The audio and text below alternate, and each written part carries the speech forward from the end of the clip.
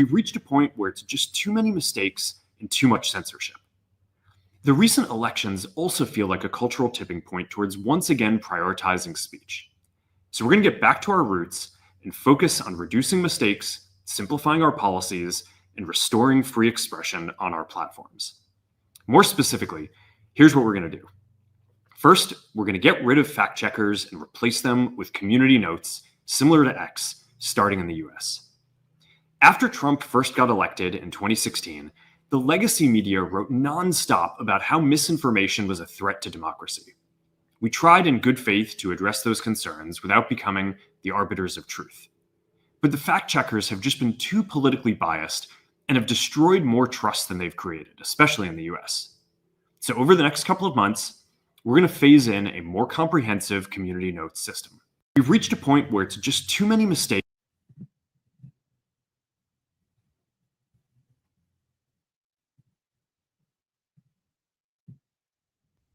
So did you hear the news today about Facebook? Yes, Facebook is now going to be implementing a community notes feature in order to moderate its content on its platform. And I just have one thing to say about that. Too little, too late. Mark Zuckerberg and Facebook, you guys lost me around the 2020 election and the virus, and we all know why. The censorship and the crap that you and your organization pulled was uncalled for, and at that point, I had enough of it.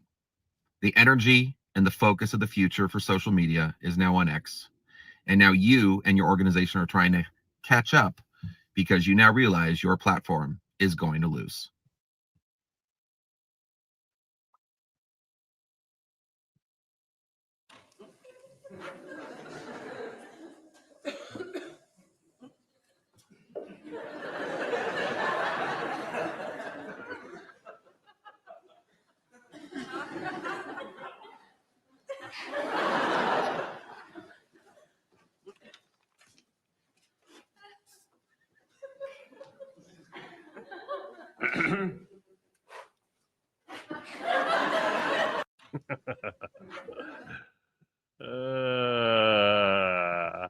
And that's all I have to say about that story. And good evening, everybody. Welcome to my program. I'm your host, Joe Neerman, aka Good Lawgic. Hope you had a great day. Yeah, that was an awesome meme. It was. I wanted to just let you all know, those of you who are still on Meta, who transitioned when Facebook transitioned into Meta, which most of us had already jumped off that sinking ship by then. So when Facebook transitioned into Meta, everything was going poorly for them. Basically, ever since, that was their desperate reach. That was, let's try to rebrand as New Coke. And now they're trying the community notes. I can't wait for them to go the literal way of MySpace. No one should be on Facebook. No one should. No one should be on Facebook. It should literally go the way of MySpace. People forget just how big MySpace once was. It used to be huge. It used to be Ron. Anyway, I have a press conference to watch with y'all. I'll tell you right now, I already pre-screened this one. I did. And I was enjoying it so much. I forgot. You know, the first few minutes, it sort of feels like a little bit of a rally, like one of his rally speeches. And I was like, I don't know if I really want to do this. I don't know if I want to watch this with my audience. Maybe we should do something better. But then he started making me laugh. And then I was just like, yeah, this, and he's laying out what will be happening. So this is his plan for what he's going to be doing. That's very different from him standing at a rally saying, talking about, speculating about what he'd like to do. This is now president-elect, formally certified. Nothing's stopping this now other than passage of time, telling us how the country is going to be operating over the next several months, if not years. So I was like, this is meaningful stuff. Now this has I actually noticed at least one change from things that he's said. We'll get into that. I plan on breaking down various things that he's talking about and sharing you with my thoughts on that. But like, I think it's time for us to just get on in. Let's just get on in here and get this whole thing started, because time's a wasting. I'm skipping the first minute and a half. He invited up the first 3 minutes. He invited up some businessman who's investing $20 billion into American economy. And he started off by touting how his election has motivated various successful entrepreneurs to further their investments, if not create new investments into the United States of America. And it was like, okay, here comes some guy coming out there. I was bored by that, and I think you would be too. Did we get Greenland? Yes, he decided it's no longer Gulf of Mexico. It is Gulf of America. It is Gulf of America. Now, I'll tell you this on that. I wasn't going to bring up the whole Gulf of America thing. You brought that up, so I'm going to bring it up. I think he might bring it up at some point. I think he might. I think we'll save that for when he gets into it. Let's get this thing started. So I'm going to start 3 minutes in here.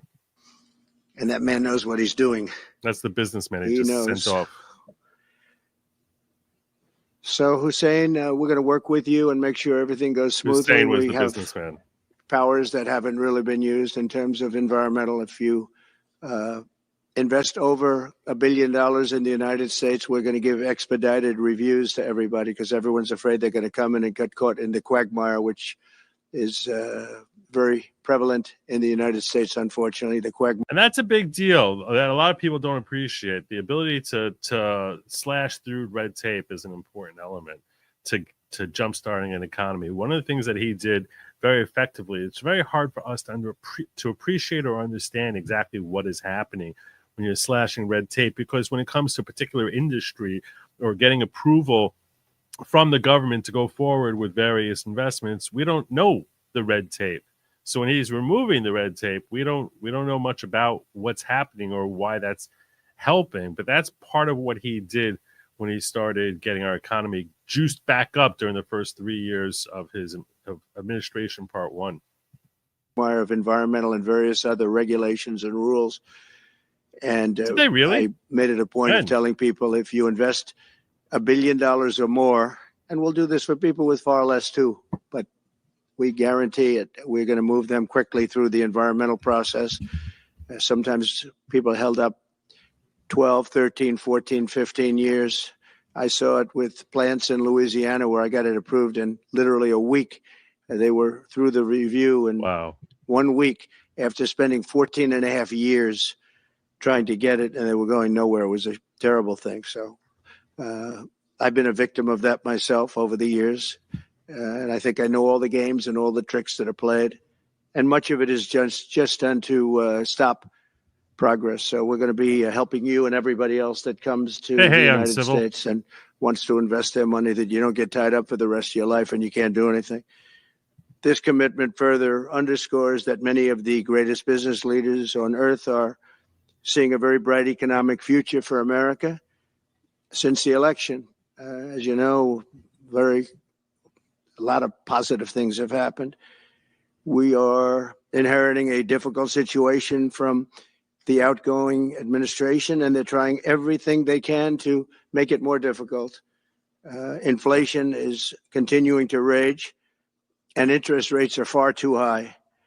And I've been disappointed to see the Biden administration's attempt to block the reforms of the American people and that they voted for. We had a landslide election. We won every swing state. We won the popular vote by millions and millions of people. Nobody even knows how many people, millions. And they're still counting in some areas. You know, they're still counting the vote in some areas. Can you believe this?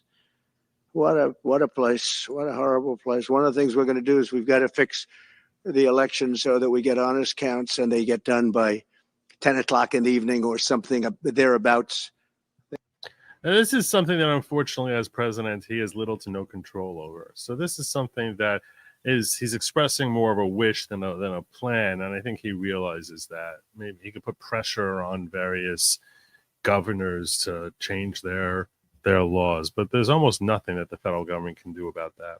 because constitutional power with respect to elections makes the states have plenary authority. So, yeah. There are places where they're still counting votes. President Biden's actions yesterday on offshore drilling, banning offshore drilling, this is something the left was all excited about. Oh, he's banning offshore drilling. He's tying Trump's hands. He's tying his hands. Yeah. Okay. With an executive order. Interesting. Not stand. I will reverse it immediately. It'll be done immediately. And we will drill, baby, drill. We're going to be drilling in a lot of other locations, and the energy costs are going to come way down. They'll be brought down to a very low level, and that's going to bring everything else down. That's what caused it to go up, along with the ridiculous spending on the Green New scam. All this money, trillions of dollars. It's like throwing it right out the window, what they're doing. And they're trying to spend so much now. They're just taking money and giving it to anybody that wants it for any project at all, if it's certified under the Green New scam. And they don't work, and it's too expensive. And, they told me that we're going to do everything possible to make this transition to the new administration very smooth. It's not smooth because they're doing that. They're playing with the courts, as you know. They've been playing with the courts for 4 years, probably got me more votes because I got the highest number of votes ever gotten by a Republican, by far, actually, by a lot. And, we had a great election, so I guess it didn't work. But even to this day, they're playing with the courts. They have their friends. He has gotten more votes to be president of the United States than any human in history. And it's not close. It's not close. He's got more people have voted for Donald Trump to be president of the United States than any human in history. Judges that like to try and make everybody happy on the Democrat side. It's called lawfare. It's called weaponization of justice, and it's happened at a level nobody's ever seen before. So many. I defeated deranged Jack Smith. He's a deranged individual. I guess he's on his way back to The Hague, and we won those cases. Those were the biggest ones.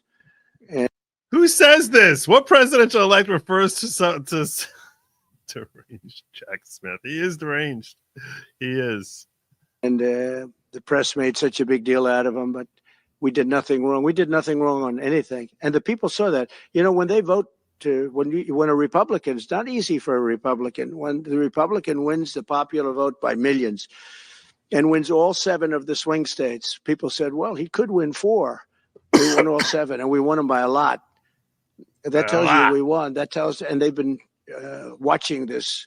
And the reason he's correct about this, a lot of people don't really think about this. We tend to think of there being an equal number of Democrats and Republicans in the country. It's just not true. There's roughly 8 to 10 million more registered Democrats than Republicans. So all things being equal, if you're a Democrat, you're starting with an advantage. That's not even including the illegal aliens or anything else like that or the shenanigans. It's just saying if everyone alive was voting in accordance with their party, well, independents would do a lot better. But also you would see that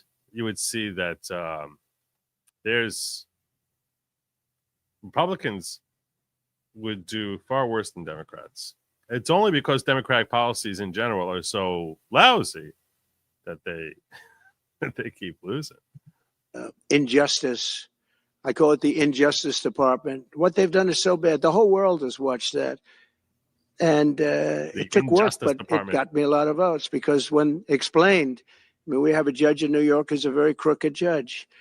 I'm under a gag order. I can't even talk about aspects of the case that are the most vital aspects. I'm under a gag. Do you know that I'm the president-elect of the United States of America?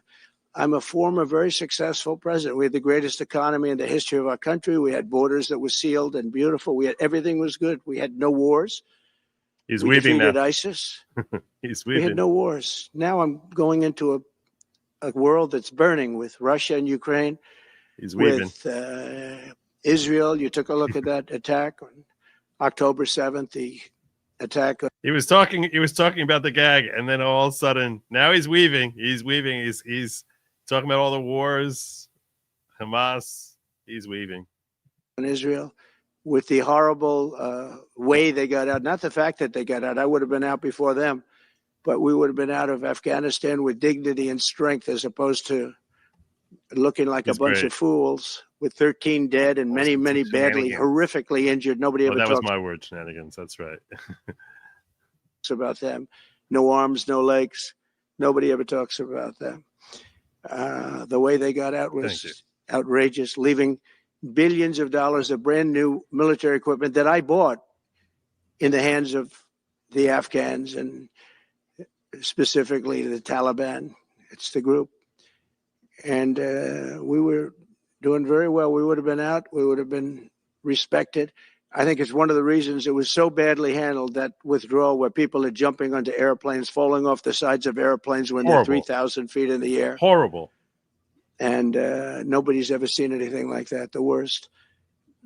And because of that, I think Russia went and attacked Ukraine. When they saw that, they said, these guys are incompetent. They don't know what they're doing. But we know what we're doing now. And that's going to all end. We're back, great baby. Military. I defeated ISIS. As you know, we're in no wars. I just finished a couple. And we got also our soldiers guarding Syria and Turkey. We're in the middle. We had 5,000 soldiers. They would have been gobbled up with two armies. We had one army, 300,000. We had another one, 500,000 or 600,000, getting ready. We had 5,000 people in the middle. I said to a general, how do 5,000 people do in that case? And the general just looked at me and said, not well, sir, not well. And I took him out. And you know what happened? Nothing. I got criticized. I saved 5,000 lives, actually. And we did a great. People forget about stuff like that. If he hadn't gotten them out, and God forbid, there had been loss of American lives or considerable casualties, that certainly would have gone on his ledger as far as incompetent, terrible Donald Trump. People forget about that.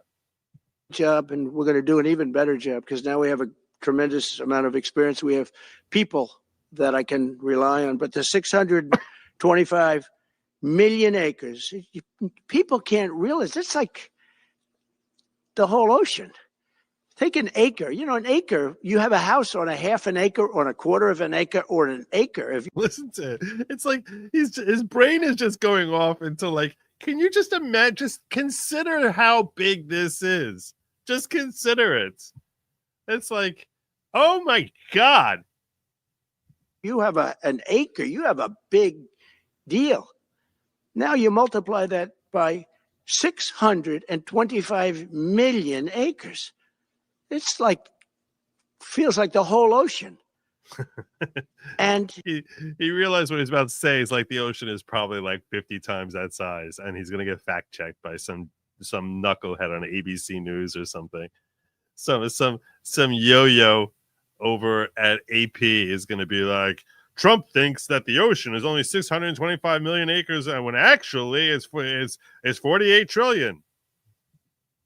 That's our strength, People can say we manufacture, we don't manufacture. The thing we have oil and gas more than anybody in the world. I was going to say the ocean, let's put it this way. The ocean is a lot bigger than America. A lot big, like Atlantic or Pacific. I think the Indian, all of them, a lot bigger than America. A lot bigger. So any piece of America that you're talking about is a tiny fraction of the ocean. Yeah. So I think he realized when he was saying that here come the fact checkers. The point is, it's a massive piece of real estate. But that's not what they would say. They would say, Trump is too stupid to realize how big the ocean is. We're going to have more of it, too. But they took away 625 million acres of offshore drilling. Nobody else does that. And they think they have it, but we'll put it back. I'm going to put it back on day one. I'm going to have it revoked on day one. We'll go immediately if we need to. I don't think we should have to go to the courts. But if we do have to go to the courts, they try to be sneaky. They go in and they sign. Remember, this is a man that said he wants the transition to be smooth. Well, you don't do the kind of things. You don't have a judge working real hard to try and embarrass you. Because I did nothing wrong. By the way, I did absolutely nothing wrong.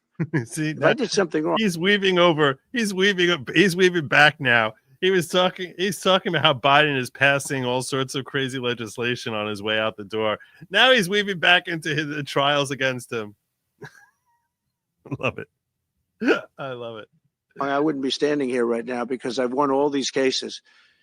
Nobody's ever won so many cases as I have against the Justice Department.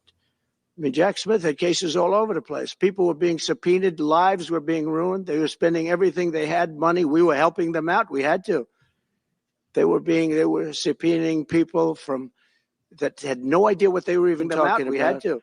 That's a sick group of people. And it was all to influence the election. It was all a fight against a political opponent. We've never had that in this country. We have had that in certain countries. We've had that in third-tier countries. We've had that in banana republics, but we've never had that in a place like the United States. I don't even know if it's been on a small level. I'm sure it has been on a small level, but this was the largest level ever. They brought this moron out of The Hague. He's a mean guy. He's a mean, nasty guy. His picture was perfect because you look at his picture, you say, that's a bad guy with his robe, his purple robe. And he executes people. Everyone's, I don't know what he means with executes people, but everyone's seen that picture of Jack Smith. It's like whenever I'm making a thumbnail, so I'm always going to try and find a picture of, like, people on the topic. And Jack Smith is someone. So what do? You basically go into Google and you try to pull up images. As soon as he said the purple robe, as soon as he said that, I'm like, you Google Jack Smith. There you go. There you go. The purple. Everyone's seen that picture of him because, like, there's not that many pictures of him. There's not that many. So you're sort of like, that's the one that's everywhere. The purple robe. Look at him. He looks like there's something wrong with the dude. He looks sick. He shouldn't be allowed to execute people because he'll execute everybody. He's a nut job. I don't know what he's talking about. But we won all of those cases with him. And I don't know the judge in Florida, but we had a brilliant judge in Florida that saw right through it. She was. And we won the case. Judge Eileen Cannon was judge great. With great courage. She was. The left, as we call them, the radical left, they have a way, they play the ref. There is a strong very general hard. side. They play the ref. They go and say horrible things about judges and prosecutors. And some judges and prosecutors say, look, the only way I'm going to get these people off my back is to give victory to them. Yeah, he does. They're playing the ref. I think it's illegal what they do. It's almost like talking. It's worse than talking to a judge. But the judge in Florida, Judge Cannon, was brilliant and tough, and she didn't stand for it. And I don't know her. And never met her until the case, and I don't believe I said even one word to her. But she was very, very strong and very, very brilliant. And her opinion was so brilliant that they dropped their appeal. They couldn't beat the appeal. Don't worry about it. So that's what we're up against. This is the reference. This question is in reference to the fact that he's supposed to be sentenced with respect to those 34 guilt verdicts on Friday, and it looks as if it's going forward, as if the court's not going to stop Mershon from issuing a sentencing.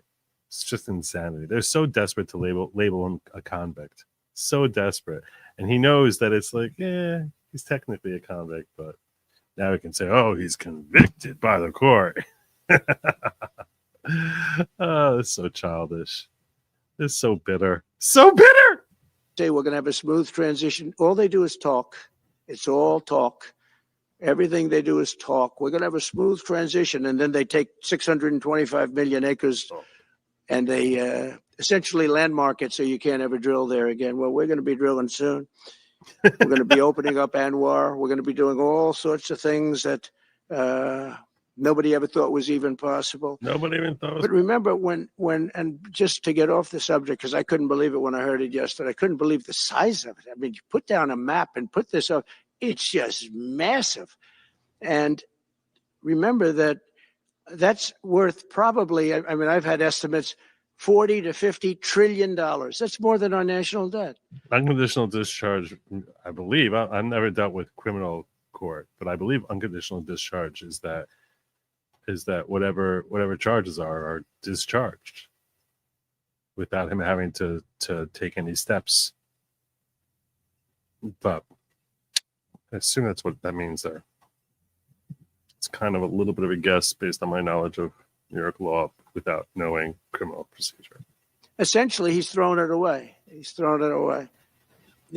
taken $50 trillion.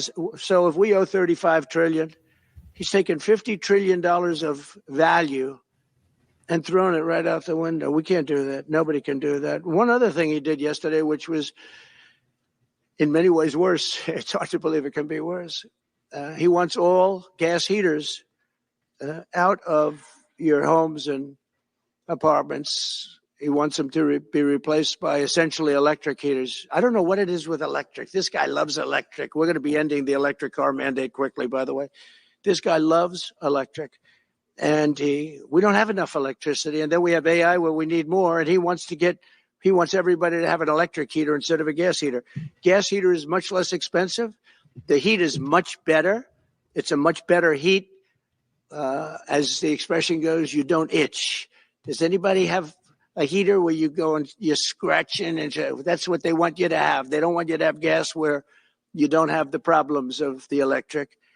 And the source is plentiful. They're much cheaper to operate. They're much better. They work much better. They look much better.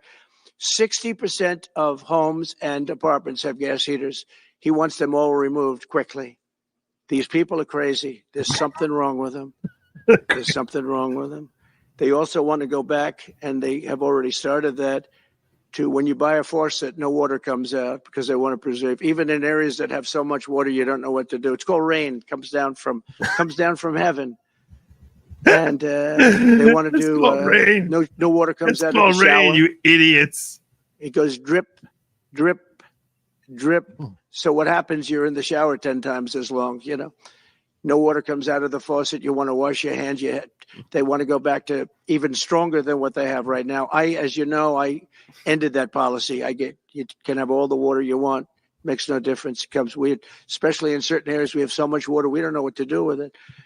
But these are all things. I'm gonna tell you what. I happen to hate the no flow toilets or the low flow toilets or what. I can't stand that. I can't. No. Just give me something. I want to step into a shower and I want to hear. I want the type of thing that they're hosed. That they're I want to be hosed down. Okay, like you're trying to stop me from being on a riot. That's what I want. And I want when I hit the toilet. I want to know that anything that came out of my body is definitely gone on the first pass. I don't have to sit there hoping. Oh. No one needs that. No. Why? We have enough stress in our lives.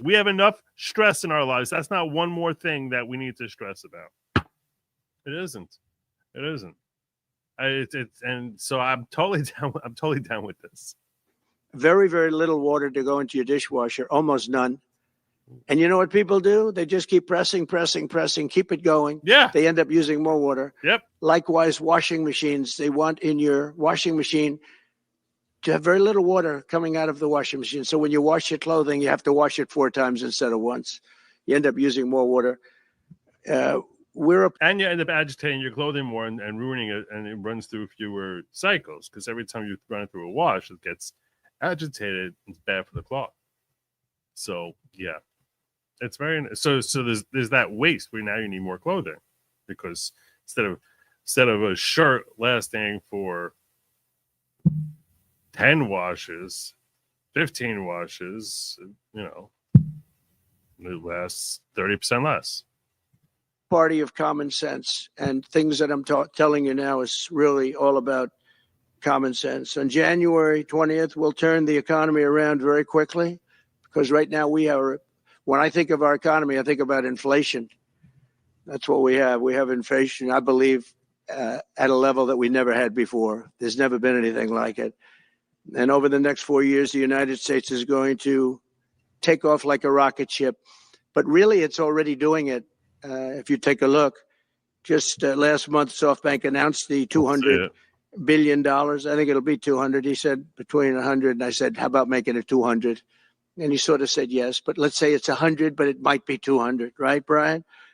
Dollars, United States, creating more than 100,000 jobs. Hussein just announced tremendous investment that he's going to make, and that's money that's in the bank. He's going to come and do it, and he'll do a great job, and he'll build the best centers in the country, I guarantee, because I know the way he builds.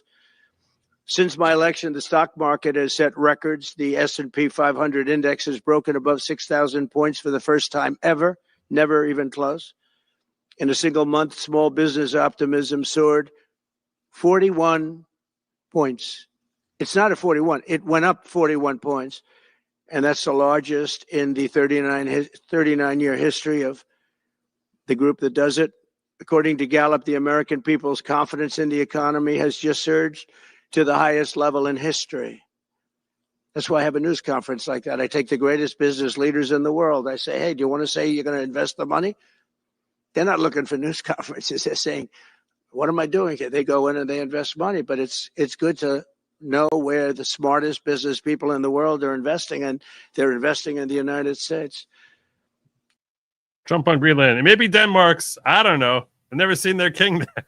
My son was just there. He had a cheese Danish on the flight. That was the most Danish thing he saw. What is their claim on it? That they were there? What is their claim? What are they doing with it? What are you doing with it? We'll use it. We'll use it. I ain't going there, that's for sure. Too cold where I am already. But that's such a classic Trump thing to say.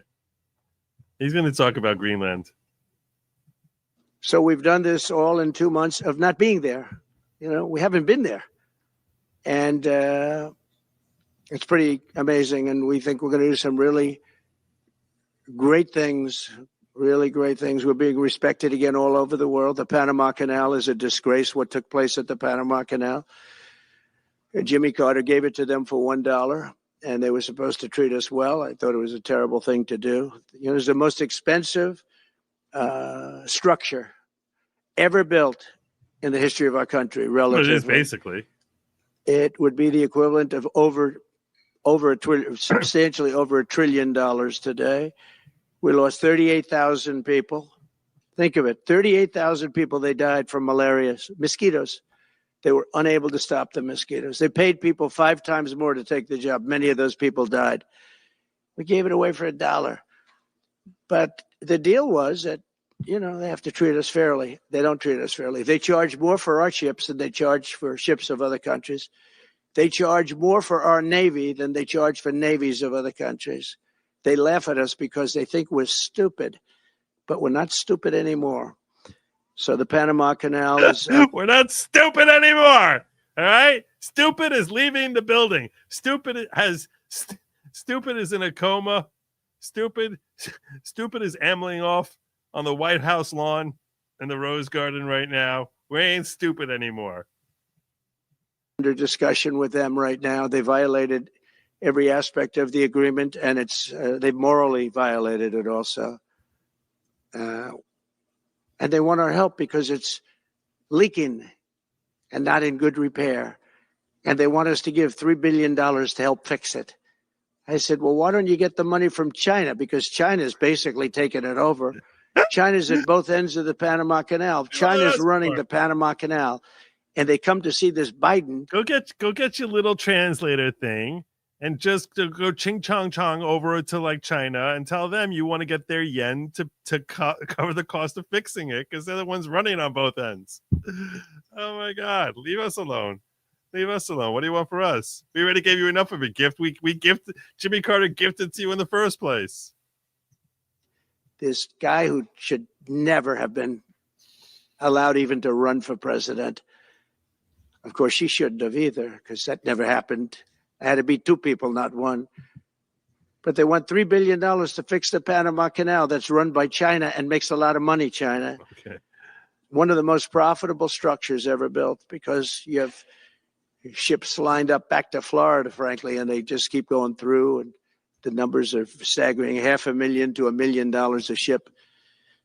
And they took it away from us. I don't know what that means. Meaning we gave it to them for $1. But not going to happen. What they've done to us, they've charged us, they've overcharged our ships, overcharged our Navy. And then when they need repair money, they come to the United States to put it up. We get nothing. Those days are over.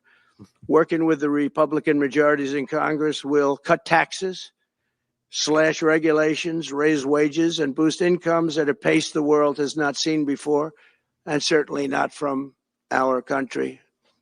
We had a big chunk of it for the first 3 years prior to COVID coming in my administration. We had the greatest economy in history. We cut the most regulations in the history of our country, and I did that all in 4 years, by 4 times more than any other president cut. We did that in 4 years, and we were just getting started. We'll impose new tariffs so that the products on our stores will once again be stamped with those beautiful words, made in the USA. And we are not treated well, as you know, by Canada.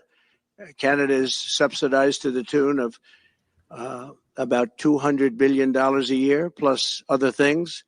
They don't essentially have a military. They have a very small military. They rely on our military. They got like 6 It's all fine, but they got to pay for that. It's very unfair. I have so many great friends. One of them is the great one, Wayne Gretzky. I said, run for prime minister. You'll win it'll take 2 seconds. But he said, well, am I going to run for prime minister or governor? You tell me. I said, I don't know. Let's make it governor. I like it better. But no, something's going to have to be done. Same thing with Mexico. We have a massive deficit with Mexico, and we help Mexico a lot. They're essentially run by the cartels, and can't let that happen. Mexico's really in trouble, a lot of trouble. Very dangerous place. And we're going to be announcing at a future date pretty soon. We're going to change, because we do most of the work there and it's ours. We're going to be changing, sort of the opposite of Biden, where he's closing everything up, essentially getting rid of $50 to $60 trillion worth of assets. Closing everything except the border. We'll take more people. We're just not going to have any business going on here. So we're going to be changing the name of the Gulf of Mexico to the Gulf of America, which has a beautiful ring that covers a lot of territory. The Gulf of America, what a beautiful name. And it's appropriate. It's appropriate. And Mexico has to stop allowing millions of people to pour into our country. They can stop them. And we're going to put very serious tariffs on Mexico and Canada, because Canada, they come through Canada too. And the drugs that are coming through are at record numbers. So we're going to make up for that by putting tariffs on Mexico and Canada, substantial tariffs. And we want to get along with everybody, but they have to. It takes two to tango. Yep. We're approaching the dawn of America's golden age. It's going to be a golden. Prosper Woman says, taking Greenland Panama part of the neocon project for a new American century from the mid-90s that the military-industrial complex has been executing for years with a dozen regime changes and endless wars. Oh.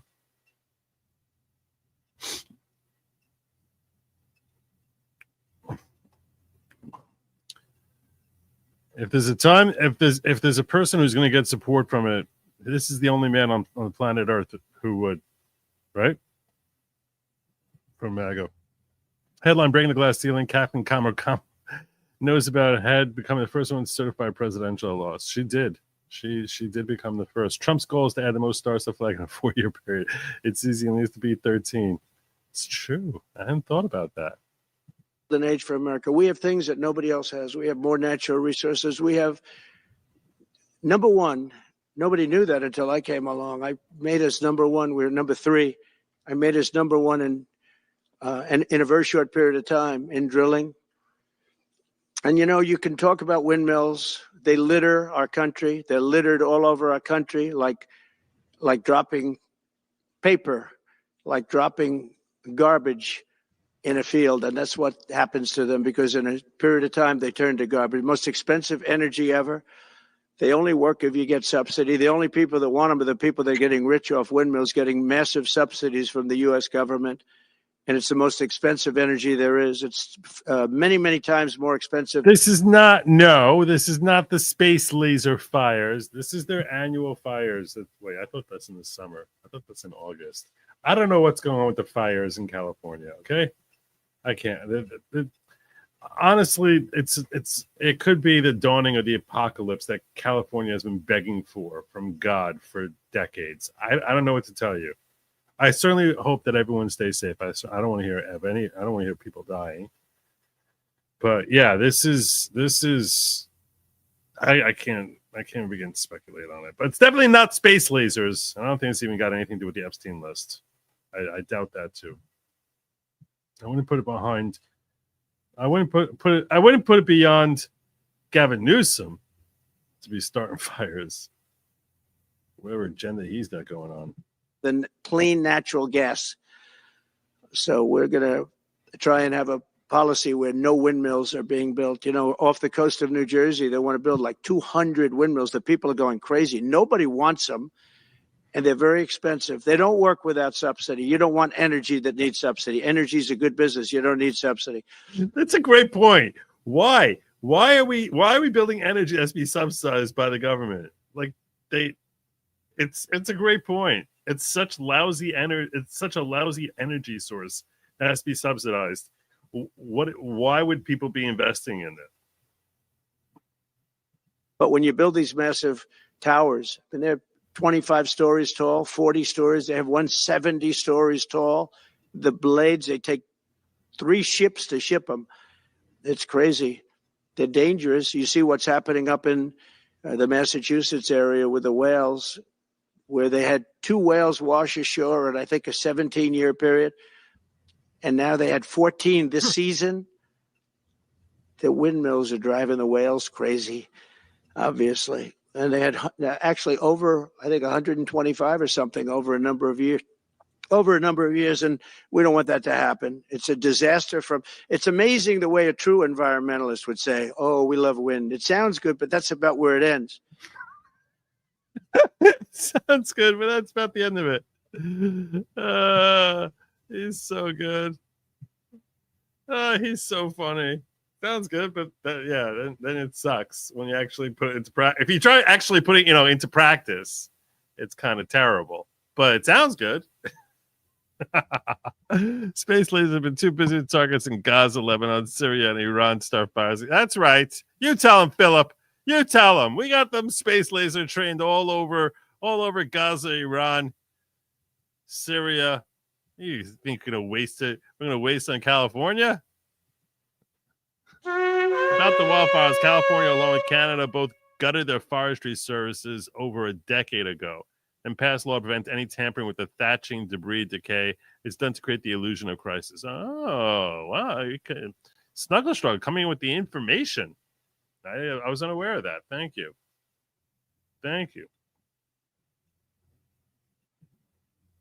Dr. Biden asks, what's the difference between ooh and ah? Cackling Kamikaze answers about 3.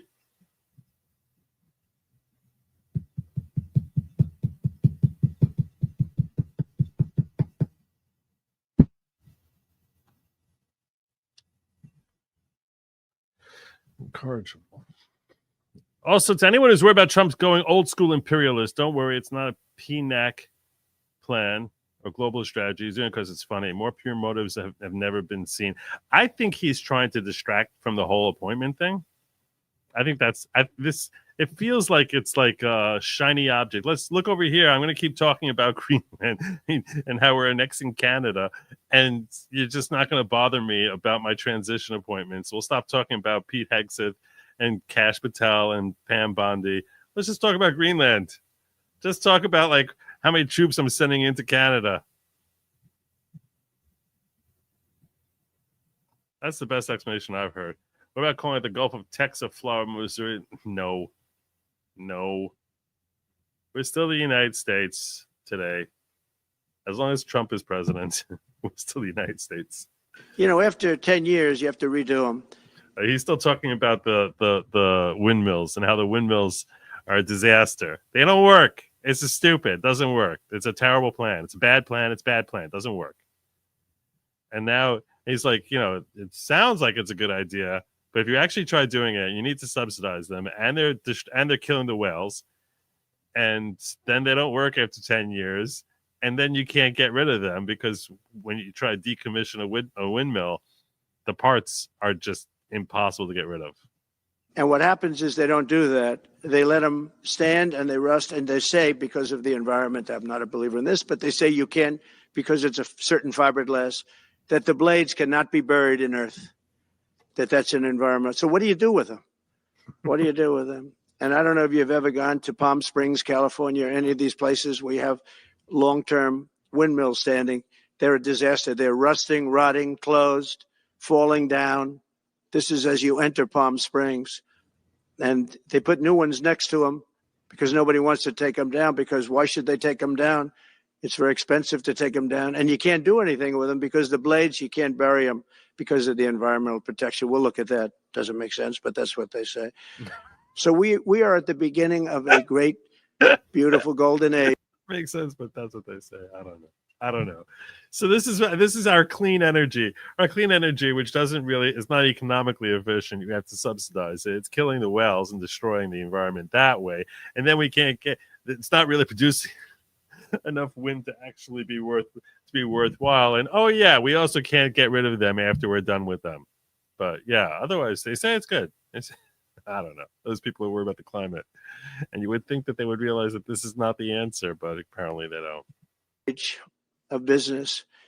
And I think we're also at a golden age of common sense, because everything I'm saying to you, common sense, from a simple water faucet that doesn't allow water to come out appropriately to all of the other elements of what we do and what we're going to do, to take 50 to 60 trillion dollars off our country's balance sheet because some man that has no idea what he's doing, has no idea. You know it, I know it, the Democrats know it. What they did is a crime by allowing that to happen. And I'll bet you, if you asked him today, how much acreage did you submit? Essentially, did you destroy? You destroyed the economic viability of drilling in the ocean.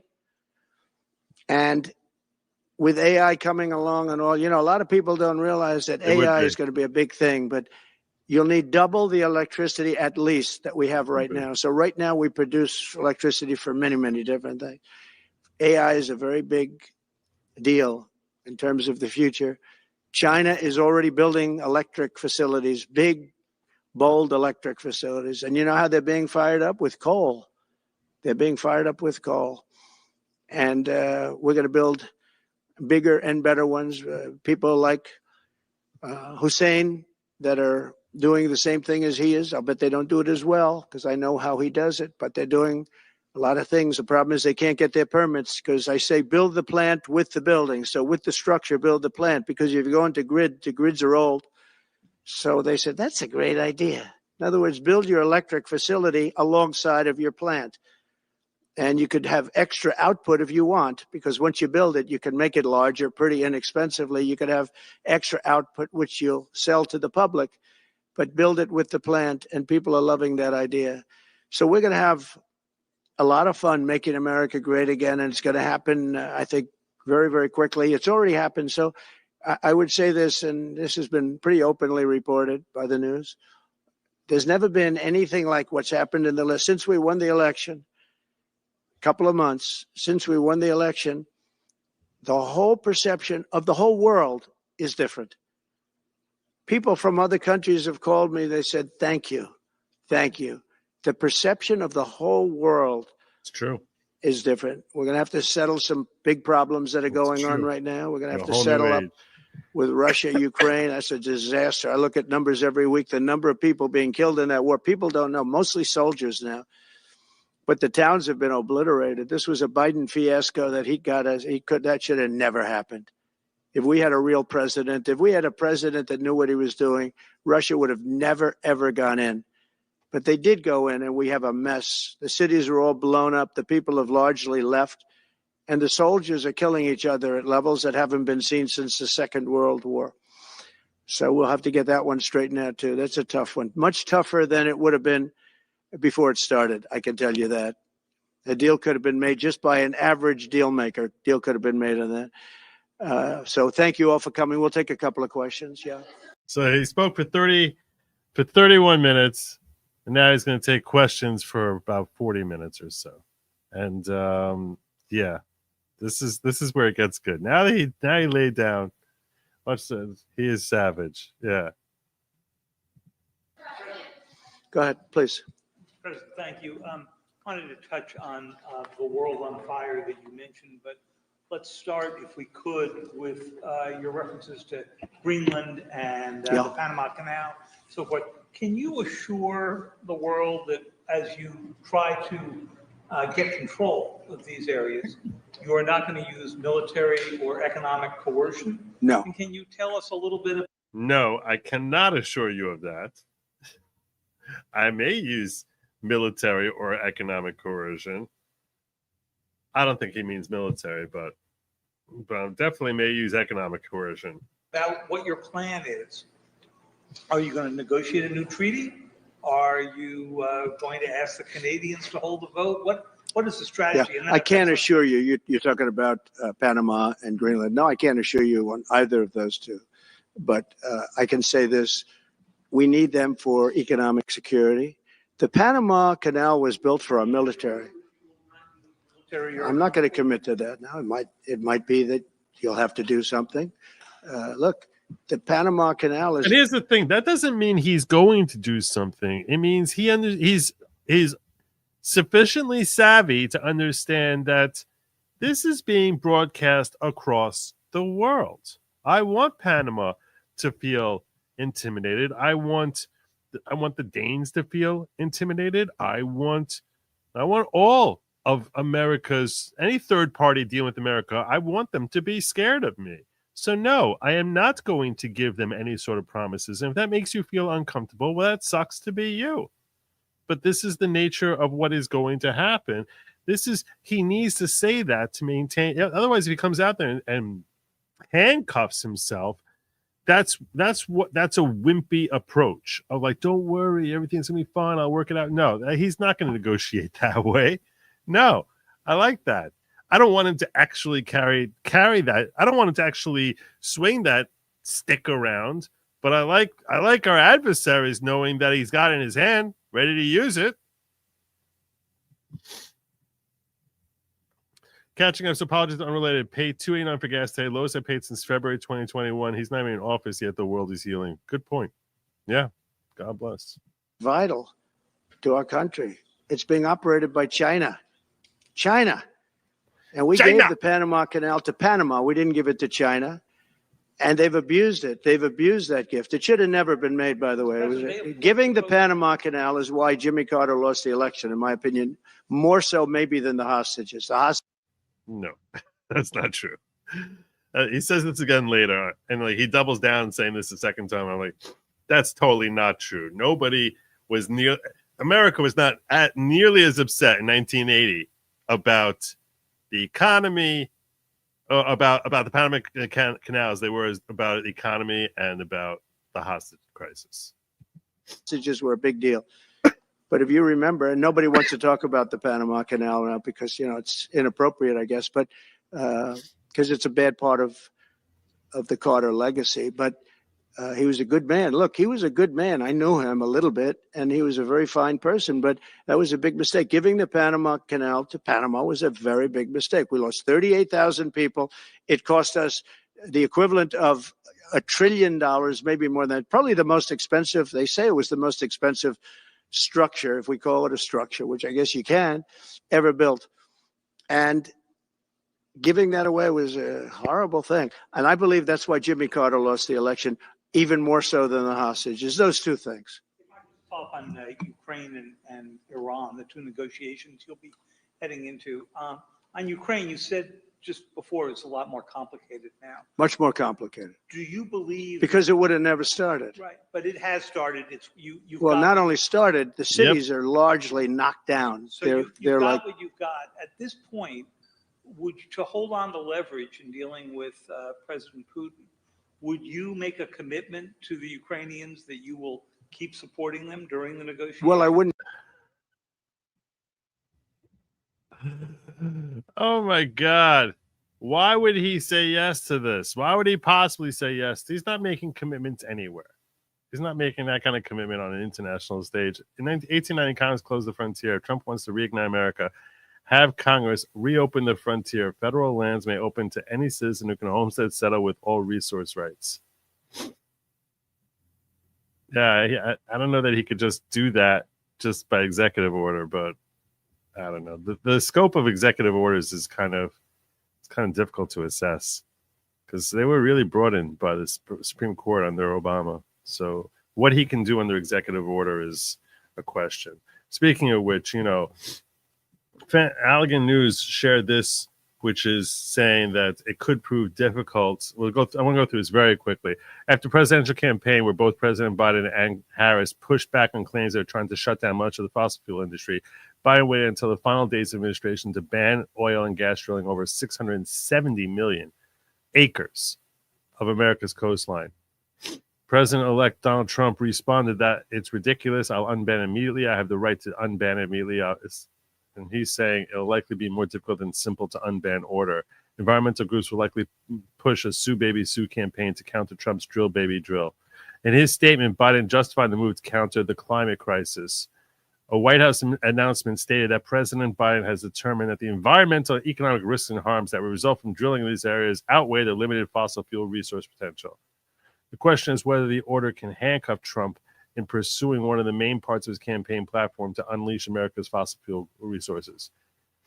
Biden acted under Section 12A of the 1953 Outer Continental Shelf Lands Act, OCSLA, which states that president may from time to time withdraw from disposition any of the unleased lands of the Outer Continental Shelf.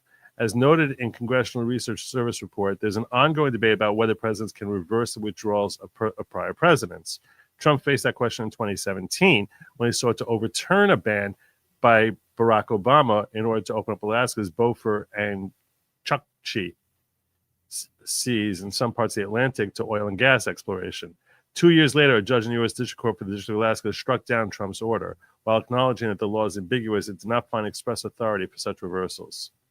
Litigation ran out the clock, and Biden later overturned Trump's executive order. So there are grounds to assert this authority of reversal. It'll take years in court. The alternative preferred route would be Congress. Good luck with Congress. Good luck with that.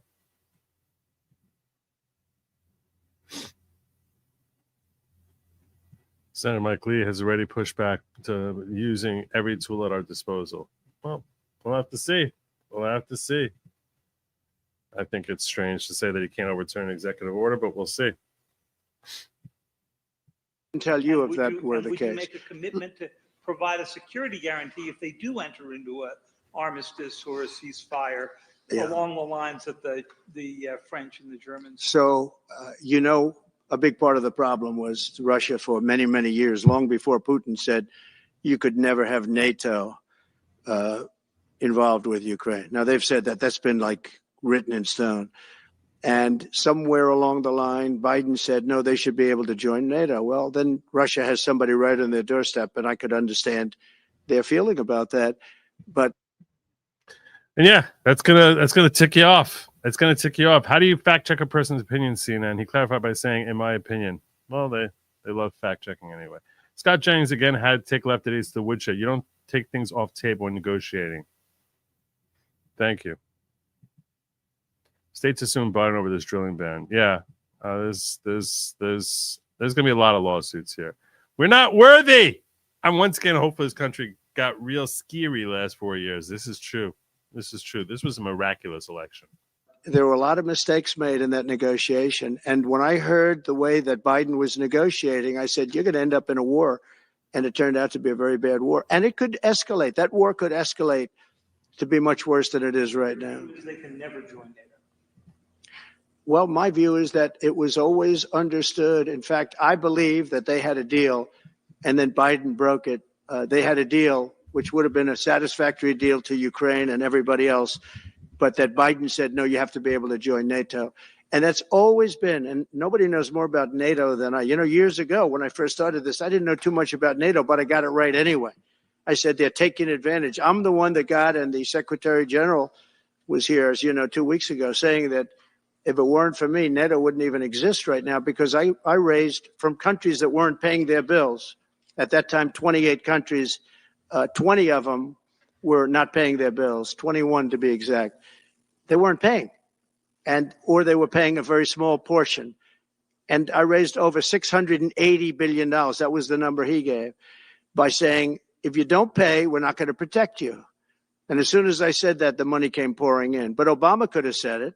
Other people could have said it. Bush could have said it. Nobody said it but me.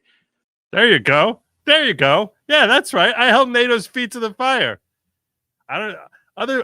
Every other president we had was too much of a wuss to actually do something about it. I was the one who said, "Hey, you know what? To hell with you. If you're not going to honor your agreement under NATO to pay up, then we ain't going to defend you." There you go. There you go. Pay up. You want us to be your freaking mercenaries? Well, then you got to pay your mercenaries. I mean, what do you want?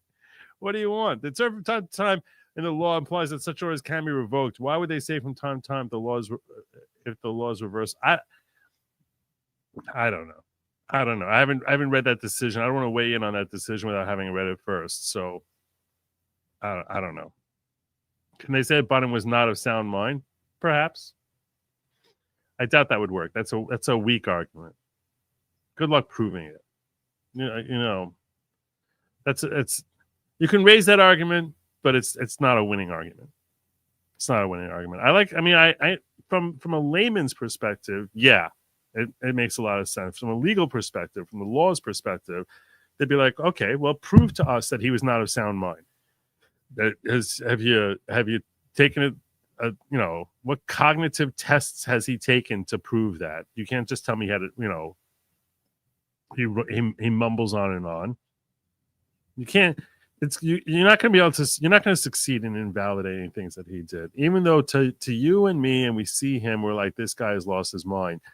That's different from saying that under the eyes of the law, he's lost his mind. So, and you have to establish that the burden of proof would be on you, and there's very little substantive quantitative testing that's going to be accessible to any litigant who's trying to claim that he was not of sound mind. If the law didn't allow reversal, this is back over here.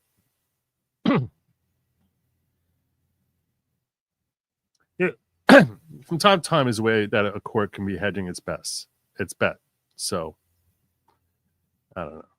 Trying to say sometimes I can find bases. It's a weird thing for a court to write. The Supreme Court can write that because they're basically opining about how we want things to be in the future for other courts to sort of weigh in based on the circumstance. It's very weird for a district court to weigh in that way. I agree with you on that. If Joe Biden bans drilling on Monday, can Joe Biden then unban drilling on Tuesday? Or is that once it's uttered, we just never get to drill again? See, I want to try and pull up this executive order. Let me see this. Biden, P.O.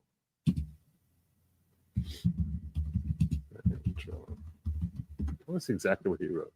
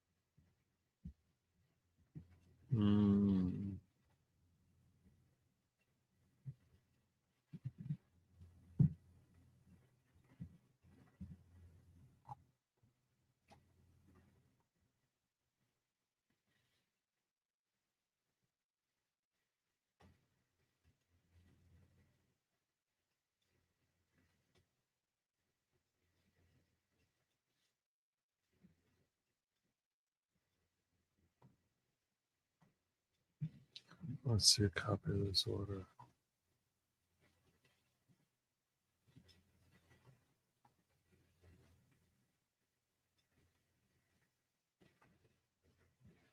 I will tell you this. A lot of people are saying this is more symbolic than actually effective as far as getting in the way of anything. I saw a couple of reports on this when I was trying to find the EO just now. And it says a local industry researcher, despite both praise and criticism of Biden's executive order banning offshore drilling in huge swaths of much of the nation's coastline, the measure will likely have no near-term impact on oil and gas exploration. President-elect Donald Trump issued a similar ban 5 years ago, and Biden's action on Monday expands it. The president signed 2 memoranda to permanently ban offshore drilling over more than 625 million acres of ocean. The order is an effort to advance the commitment to conserve 30% of U.S. land and waters by 2030. The prohibition applies to future oil and gas drilling off the entire east and west coast. LSU professor David Dismukes, an energy sector economist, said expects nothing of real significance to come out of the Biden decision. It'd take decades to get the eastern Gulf of Mexico and Atlantic and parts of Alaska into position for drilling, particularly anything remotely like what we see in the central and western Gulf of Mexico. Interesting.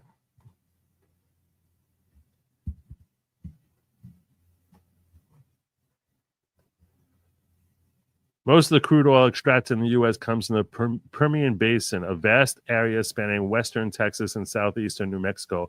Only about 15% comes from offshore drilling in federal waters, and that is overwhelmingly concentrated in the western and central Gulf of Mexico. It takes decades, as we just read. Restricting areas in future development is not good for long-term resource availability, Dismukes said, adding that he doesn't see Biden's new restrictions being a big negative. So this is really just a political move. It's not actually, it shouldn't actually do anything other than the fact that oil speculators may now feel nervous of like, oh, we just lost a potential resource. But as far as actually getting in the way of making oil accessible, it shouldn't have much of an impact. So the legal fight shouldn't really be that big a problem, hopefully. Joe and his people back at it again with space lasers. Love you, Joe, and the tiny hat folks. Yes, we the tiny. It's not really. They're not really. Depending on who you're talking about, some of them are not that tiny. But does the presidency afford the same president right to try and sabotage the incoming president to undermine everything they campaigned on? Yeah, he's still the president. He can do whatever it is that a president can do. I would think that Chevron deference decision would affect the ability of agencies directed by the order to do what they're directed to do. No, Chevron relates to interpretation of statutes by federal agencies. It's not really related to an executive order issued by the president. So I don't think that the whole Chevron deference reversal by the Supreme Court this past term is going to be very significant in this particular arena. That's my thoughts on it. Looking forward to the diversity in Palisades rebuild. Yes, there's going to be lots of diversity, no doubt. No doubt at all. Lots of diversity. Lots of diversity going on. I took a lot of heat. They said, oh, that's a threatening statement. Well, they weren't paying their bills. I said, we're not going to protect you if you're not paying the bills. So in a true sense, I saved NATO, but NATO's taken advantage of us. And one of the problems that I have, and I've said it openly, I said it to President Zelensky, Europe is in for a tiny fraction of the money that we're in. Now, whether you like that situation or not, Europe is much more affected than the United States. We have a thing called the ocean in between us, right? Why are we... I love when he talks to the media. Like they're 5-year-olds. So you see, we have this thing called this ocean between us. So they're much less threatening to us. And for billions and billions of dollars more money than Europe. And they're a similar size, a little smaller, but they're a similar size economy as the United States when you add them up. And yet Europe is in for a small fraction of the number the United States is in. Now, Biden could have called them up during the term. That's what I did. I said, you have to pay your bills. And one stood up. I won't say who. You'll probably have it because the media hated to report on it. But a prime minister stood up from a country, a famous meeting of 28 nations with no press, no anybody in the room. He stood up. He says, does that mean if we don't pay our bill, and at that point it was 2%, it should be 5%. It should be 5%, not 2%. But at that point it was 2%, but many people didn't pay. Some people didn't pay anything, but many people were way, including Germany. Germany was at less than 1%. You're going to press for 5%? Well, I think NATO should have 5%, yeah. Well, you can't do it at 2%. I mean, at 2%, every country, if you're going to have a country in a regular military, you're at 4%. I think they should be, they're in dangerous territory. I think it should be. Just to give you a breakdown on NATO expenses, okay? So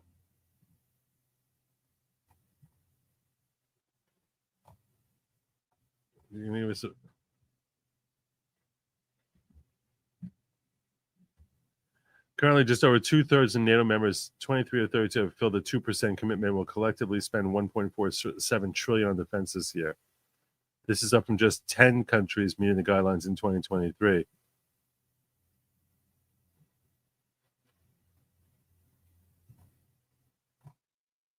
But I want to break down as to who's paying what. Damn it!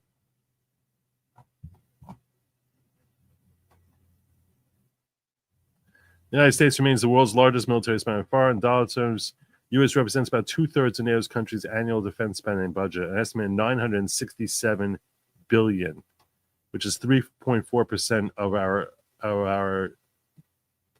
the 28.7 trillion U.S. economy.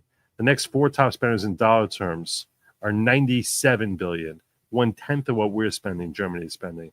UK is spending less than 10%. France spending roughly 7%. Poland's paying $34 billion. These guys are right on their doorstep. Right on the doorstep of Russia.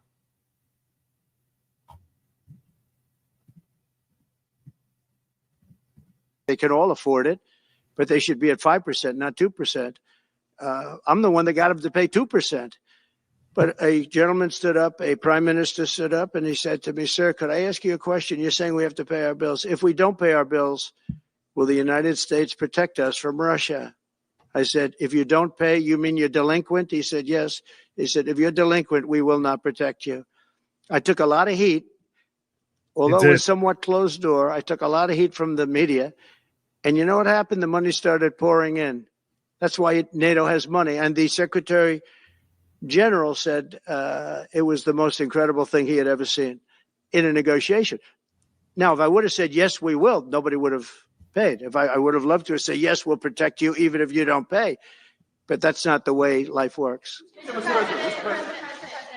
Which that could really be, that's a synopsis of why Trump is loved. Because he's willing to say, that's not the way life works. That's just not the way life works. And he's willing to say it to a foreign leader. That's not the way life works. That's a leader right there. That's our leader. That's just not the way life works. Sorry. Two questions related to each other. First, you said on your first day of office, you're going to pardon January 6th defendants. Are you planning to pardon those who were charged with violent offenses? Well, we're looking at it, and we have other people in there. And as you see, I guess 24 or 28 people came now from the FBI. That came out very quietly. Nobody reported it, but they had people in some form related to the FBI. They had 4 or 5 people that were strongly related to the FBI. We have to find out about that. We have to find out about Hezbollah. We have to find out about who exactly was in that whole thing, because people that did some bad things were not prosecuted. You know, I see it all the time, and you see it too. People that were doing some bad things weren't prosecuted, and people that didn't even walk into the building are in jail right now. So we'll be looking at the whole thing, but I'll be making major pardons. Yes, please. There you go. Please. On Jack Smith's report. Good afternoon, Mr. President. It's good to see you again. 2 questions about Syria and the ongoing war in Gaza. About Syria, the Pentagon disclosed last month the U.S. has some 2,000 troops in Syria. That's almost double the number initially we were told of 900. Will you keep that troop capacity the same upon taking? Well, I won't tell you that because that's part of a military strategy. But I will say it was Turkey. Turkey's been after that country in different names and different forms and shapes for 2,000 years. Those people that went in are from Turkey. And President Erdogan is a friend of mine. He's a guy I like, respect. I think he respects me also. He's the one that didn't go after certain people after I requested that he not. You know who I'm talking about? The Kurds. I don't know how long that's going to, because they're natural enemies. They hate each other. But he didn't do that yet. And he didn't do it in the past also. He started, and I said, please don't do that, and he didn't do it. So, but if you look at what happened with Syria, Russia was weakened, Iran was weakened, and he's a very smart guy.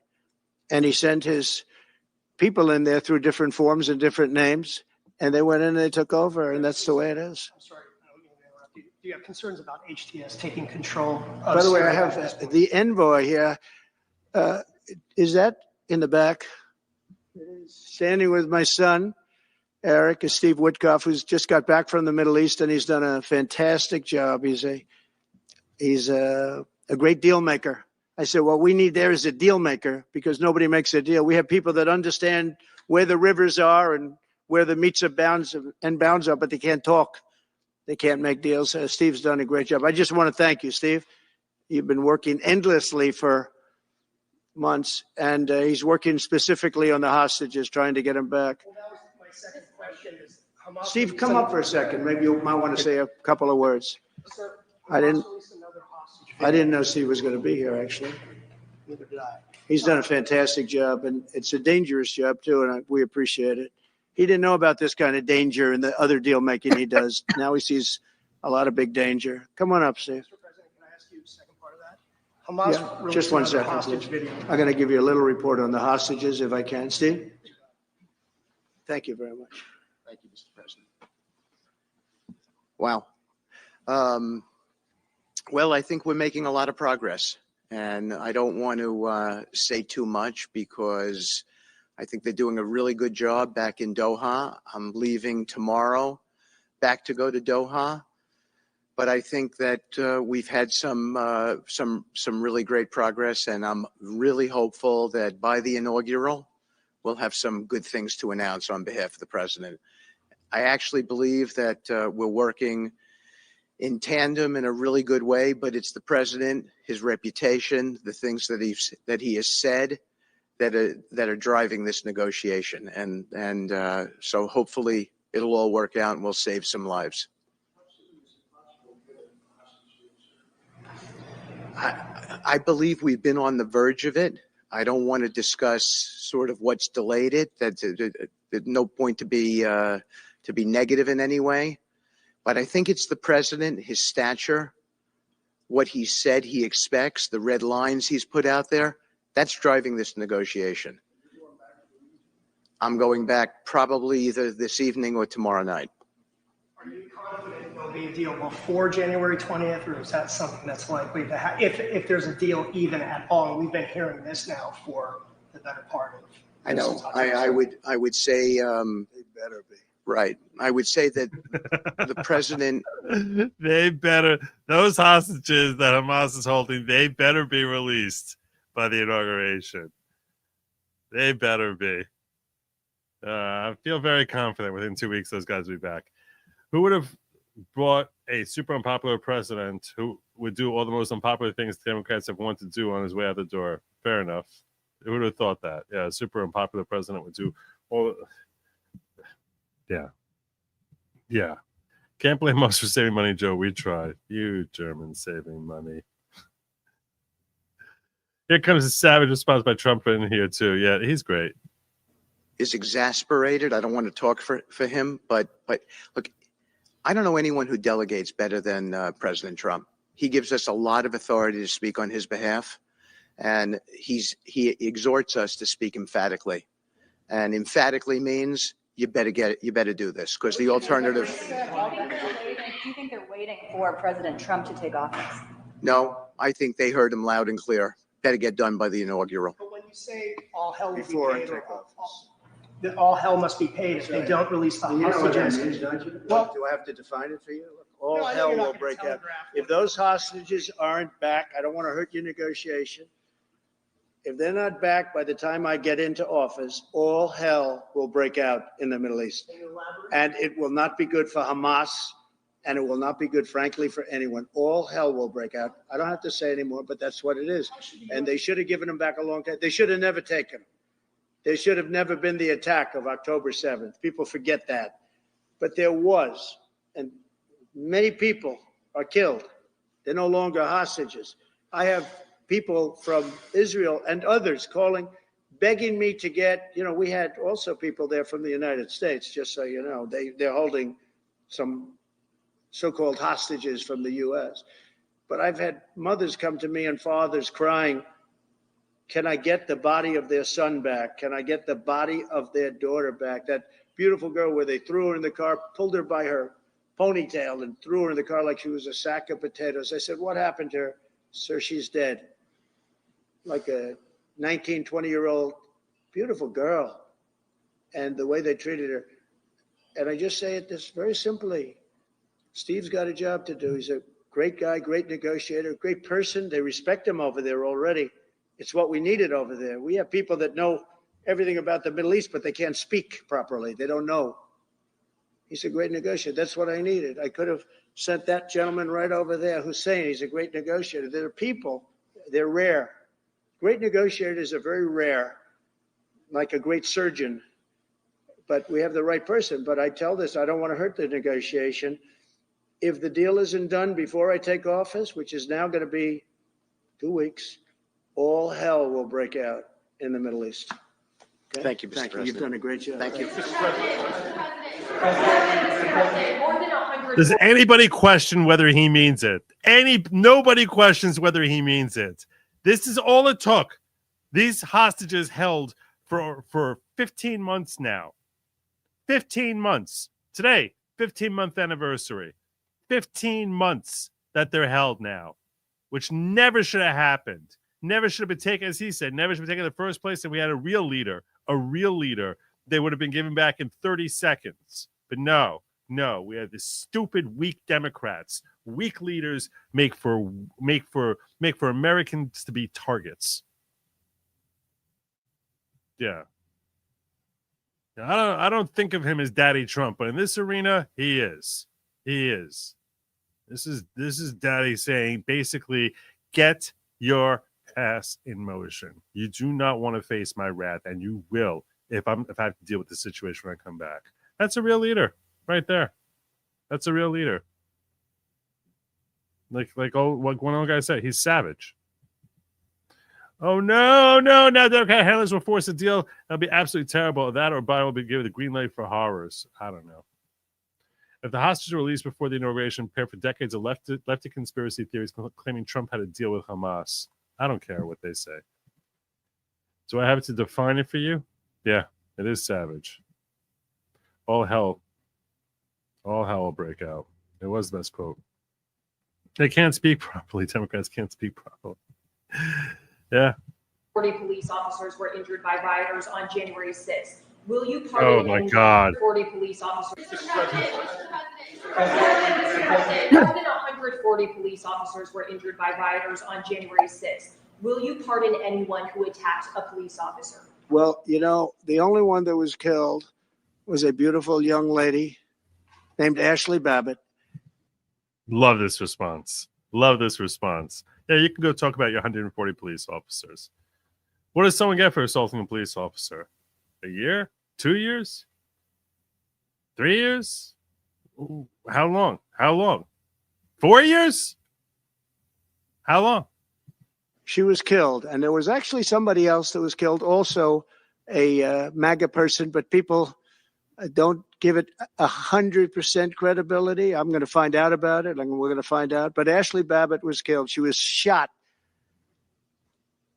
She should have never been shot. She was shot for no reason whatsoever.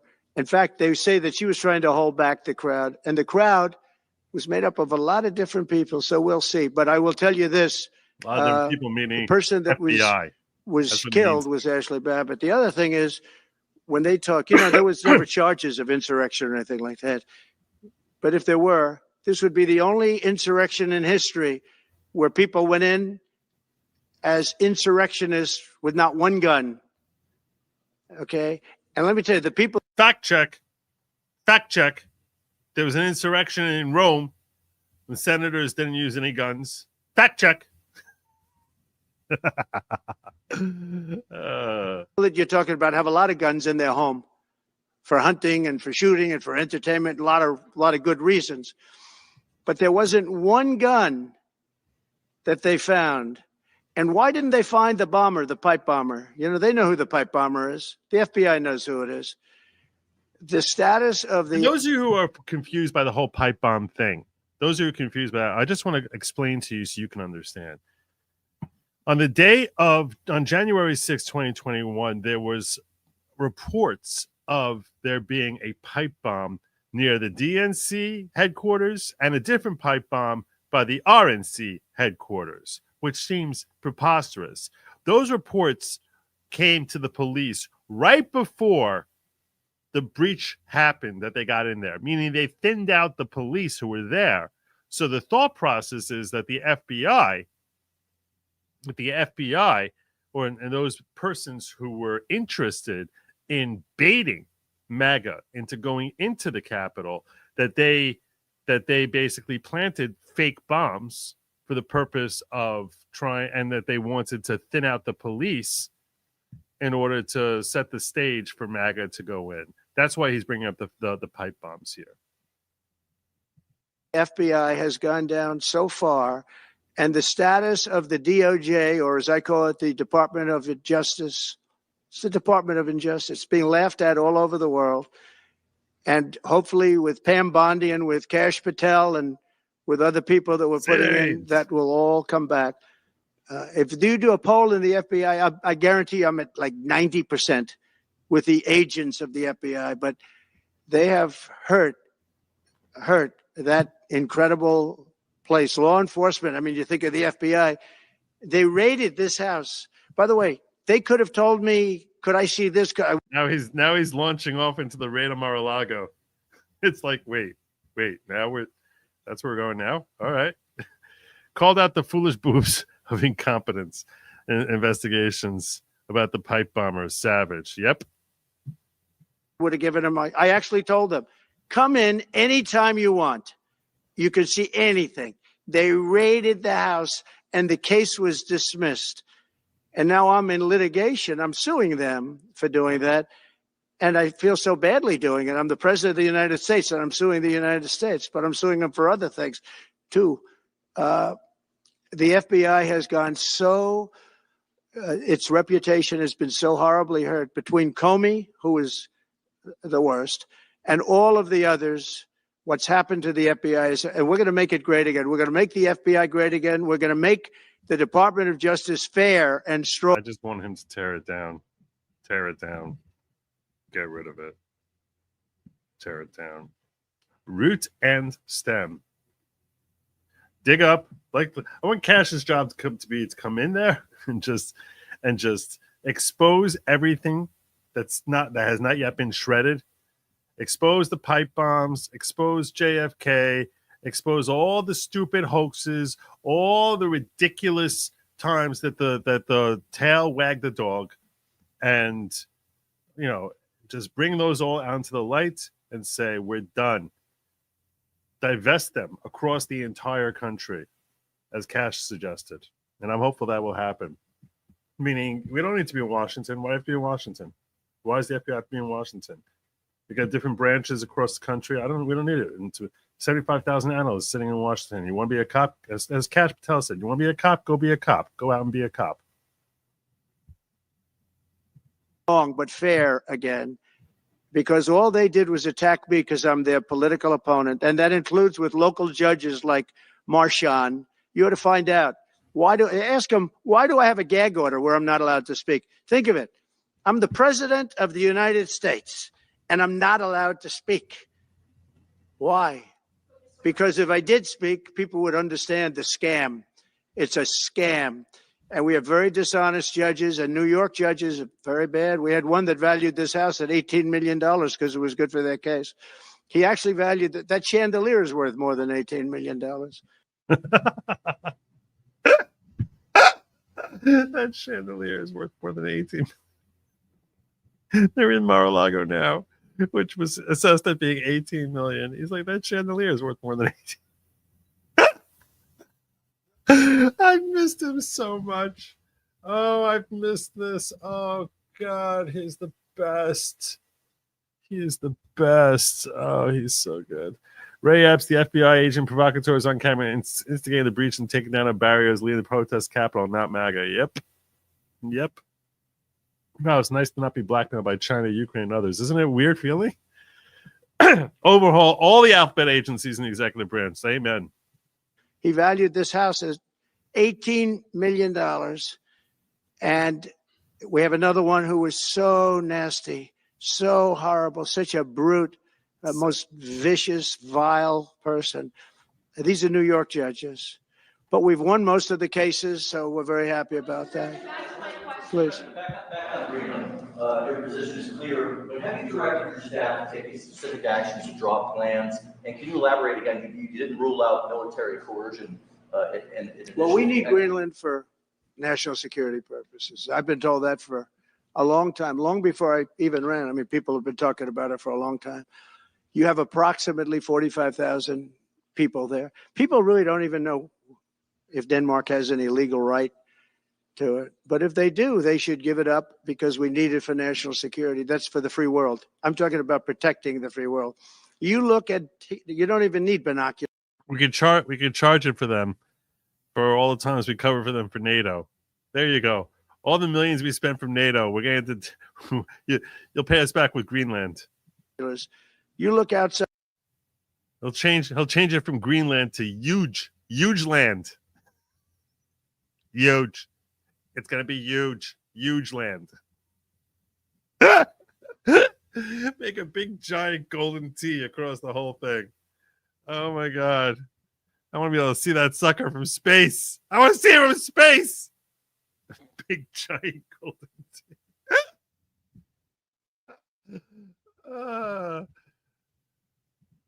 You have China ships all over the place. You have Russian ships all over the place. We're not letting that happen. There you go. We're not letting it happen. And if Denmark wants to get to a conclusion, but nobody knows if they even have any right, title, or interest. The people are going to probably vote for independence or to come into the United States. But if they did do that, then I would tariff Denmark at a very high level. Have you asked your staff to draw plans for acquisition? I mean, are you active? No, we're not at that stage, but we have people. I haven't even entered office yet. Secondly, sir, Elon Musk has drawn some criticism and a lot of attention for some of his actions and provocative statements about foreign affairs, including in Europe. Your reaction to that, is that appropriate for? You mean where he likes people that tended to be conservative? I don't know the people. I can say Elon's doing a good job, very smart guy. I don't know the people you're talking about. He was, I know he said some negative things about a couple of people that are running for office, but that's not so unusual. Yes, please. I wanted to ask you about Ukraine and Putin. How soon do you anticipate going to meet with Putin to discuss the Ukraine situation? Well, I can't tell you that, but I know that Putin would like to meet. I don't think it's appropriate that I meet until after the 20th, which I hate because, every day many young people are being killed, soldiers. The land is very flat. And hundreds of thousands of soldiers many hundreds of thousands from each side are dead. And they're laying in fields all over the place. Nobody to even collect. There's landmines all over. It's a disaster. But it's very flat. It's great. It's farmland. And it's very, very flat. And the only thing that stops a bullet is the human body. And the human body is stopping a lot of bullets. Within the I hope first so. 3 to 6 I hope to have 6 months. No, I hope long before 6 months. Look, Russia. Now, this is a very big change from what he said when he was running. Because when he was running, he was like, I'll have that done in a month. It might be done before I take office. Now he's like, I'm not going to start till I take office, and it's going to be 6 months. So I don't know if it seems like now that he's actually talking to the players, it seems like it's going to be more. You think he's anticipating it's going to be more difficult than it looked from the outside, because he's obviously got a keener view of it now than he had 6 months ago when he was campaigning. But when he was campaigning, he did say he would have that done within a month, and now he's saying 6 months. So we'll see. I do think he's going to end that war relatively quickly, but it is a change from what he said during the campaign. Is losing a lot of young people, and so is Ukraine. And it should have never been started. That's a war that should have never happened. I guarantee you, if I were president, that war would have never happened. Who would you like to nominate to replace Michael Barr as vice chair of the board? I'll be announcing somebody. under the assumption that you're serious about making Canada 51st state of the United States. The leader of the Conservative Party in Canada said, under no circumstances will it ever be the 51st state. Maybe he won't win, but maybe he will. I don't. You had suggested. Listen, I don't care what he says. Sir, real fast, you said you were considering military force to acquire Panama and Greenland. Are you also considering military force to annex and acquire Canada? No, economic force, because Canada and the United States, that would really be something. You get rid of that artificially drawn line, much more serious, and you take a look at what that looks like. And it would also be much better for national security. Don't forget, we basically protect Canada. But here's the problem with Canada. So many friends up there. I love the Canadian people. They're great. But we're spending hundreds of billions a year to protect it. We're spending hundreds of billions a year to take care of Canada. We lose in trade deficits. We're losing massive. We don't need their cars. You know, they make 20% of our cars. We don't need that. I'd rather make them in Detroit. We don't need the cars. We don't need their lumber. We have massive fields of lumber. We don't need their lumber. We have to unrestrict them because stupid people put, restrictions on, but I can do that with an executive order. We don't need anything they have. We don't need their dairy products. We have more than they have. We don't need anything. So why are we losing $200 billion a year and more to protect Canada? And I said that to, as I called him, Governor Trudeau. I said, listen, what would happen if we didn't subsidize you, if we didn't, because we give them a lot of money. We help them. As an example, we're buying icebreakers, and Canada wants to join us in the buying of icebreakers. I said, we don't really want to have a partner in the buying of icebreakers. We don't need a partner. But no right. Nope. No right. Now, I assume icebreakers here are referring to ships that break up ice. That's specific. I think that's what he means by that. They're like the ships that are designed to chop through ice so it drifts off, and creating shipping channels, or perhaps even for military. I don't know. I assume that's what he means by icebreakers, but I'm not sure. Maybe I'm sure one of you knows. One of you know better than I. All right, there you go. We have a right not to help them with their financial difficulties because we owe $36 trillion too. We're going to start knocking it out pretty fast, but we're going to be able to do it because of energy and other things. But no right. But why are we supporting a country 200 billion plus a year? Our military is at their disposal. All of these other things, they should be a state. That's why I told Trudeau when he came down, I said, what would happen if we didn't do it? He said Canada would dissolve. Canada wouldn't be able to function if we didn't take their 20% of our car market. They send us hundreds of thousands of cars. They make a lot of money with that. They send us a lot of other things that we don't need. We don't need their cars, and we don't need the other products. We don't need their milk. We got a lot of milk. We got a lot of everything, and we don't need any of it. So I said to him, well, why are we doing it? He said, I don't really know. He was unable to answer the question, but I can answer it. We're doing it because of habit, and we're doing it because we like our neighbors, and we've been good neighbors, but we can't do it forever, and it's a tremendous amount of money. And why should we have a $200 billion deficit and add on to that many, many other things that we give them in terms of subsidy? And I said, that's okay to have if you're a state. But if you're another country, we don't want to have it. We're not going to have it with European Union either. European Union, we have a trade deficit of $350 billion. They don't take our cars. They don't take our farm product. They don't take anything. And so we're not going to have it with them either. Now, we were talking about, he's talking about potential military expansionism. And this was shared with me again by Elegant News regarding military expansionism. So what did he say? What he gave us was, he said that he may engage in military expansionism with respect to Panama and Greenland.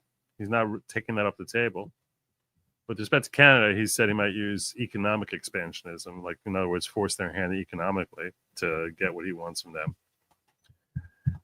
I certainly don't want them to be one state, that's for sure. That would be a disaster for our electoral college. But This was on CNN. To talk about it like it's a real thing. It's actually a really crazy idea. I still think it is within Donald Trump's power. He is about to be the president of the United States to say, no, we're not going to take another country by force. I mean, why didn't he say that? I think President Trump is basically saying everything is on the table in every single situation before he even gets in that spot, so which I think is a good thing. Let's follow this along the logical lines, right? Everything is on the table, including using military force to take control over another country, maybe two.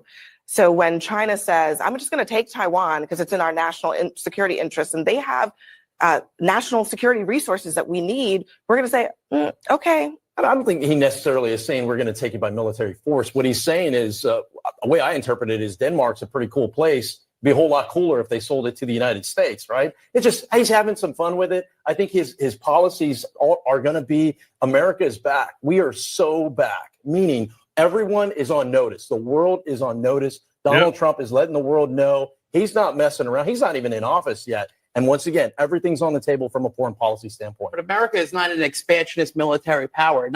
America is not an expansionist military power. What's going on here? I don't understand. That's not what we are. Why did I know that the person who would be voicing this opinion would sound like that? But we're not America's not a military expansionist power. But we're not allowed to do this. This is not what we're allowed. This is not what we're allowed to do. What's going on here? I don't understand. Kind of the unemployed 30-year-old kid in the basement doesn't appreciate anything you provide him. Never seen a logical leftist woman on CNN. Not yet. One day, maybe. Not in the 21st century. Why? Okay? Because that's why not? Because that's not the world that we live in. Wait, hold on, Scott. Because that's not the world we live in. Because that's not the let's run that one again. Because that's not the world we live in.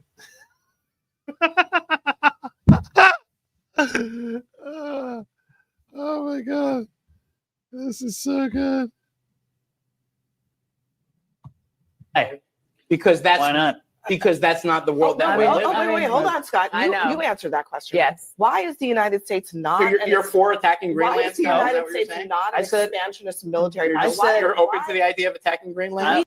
I'm open to the idea of of the Danes thinking that Denmark thinking that we may attack to get it.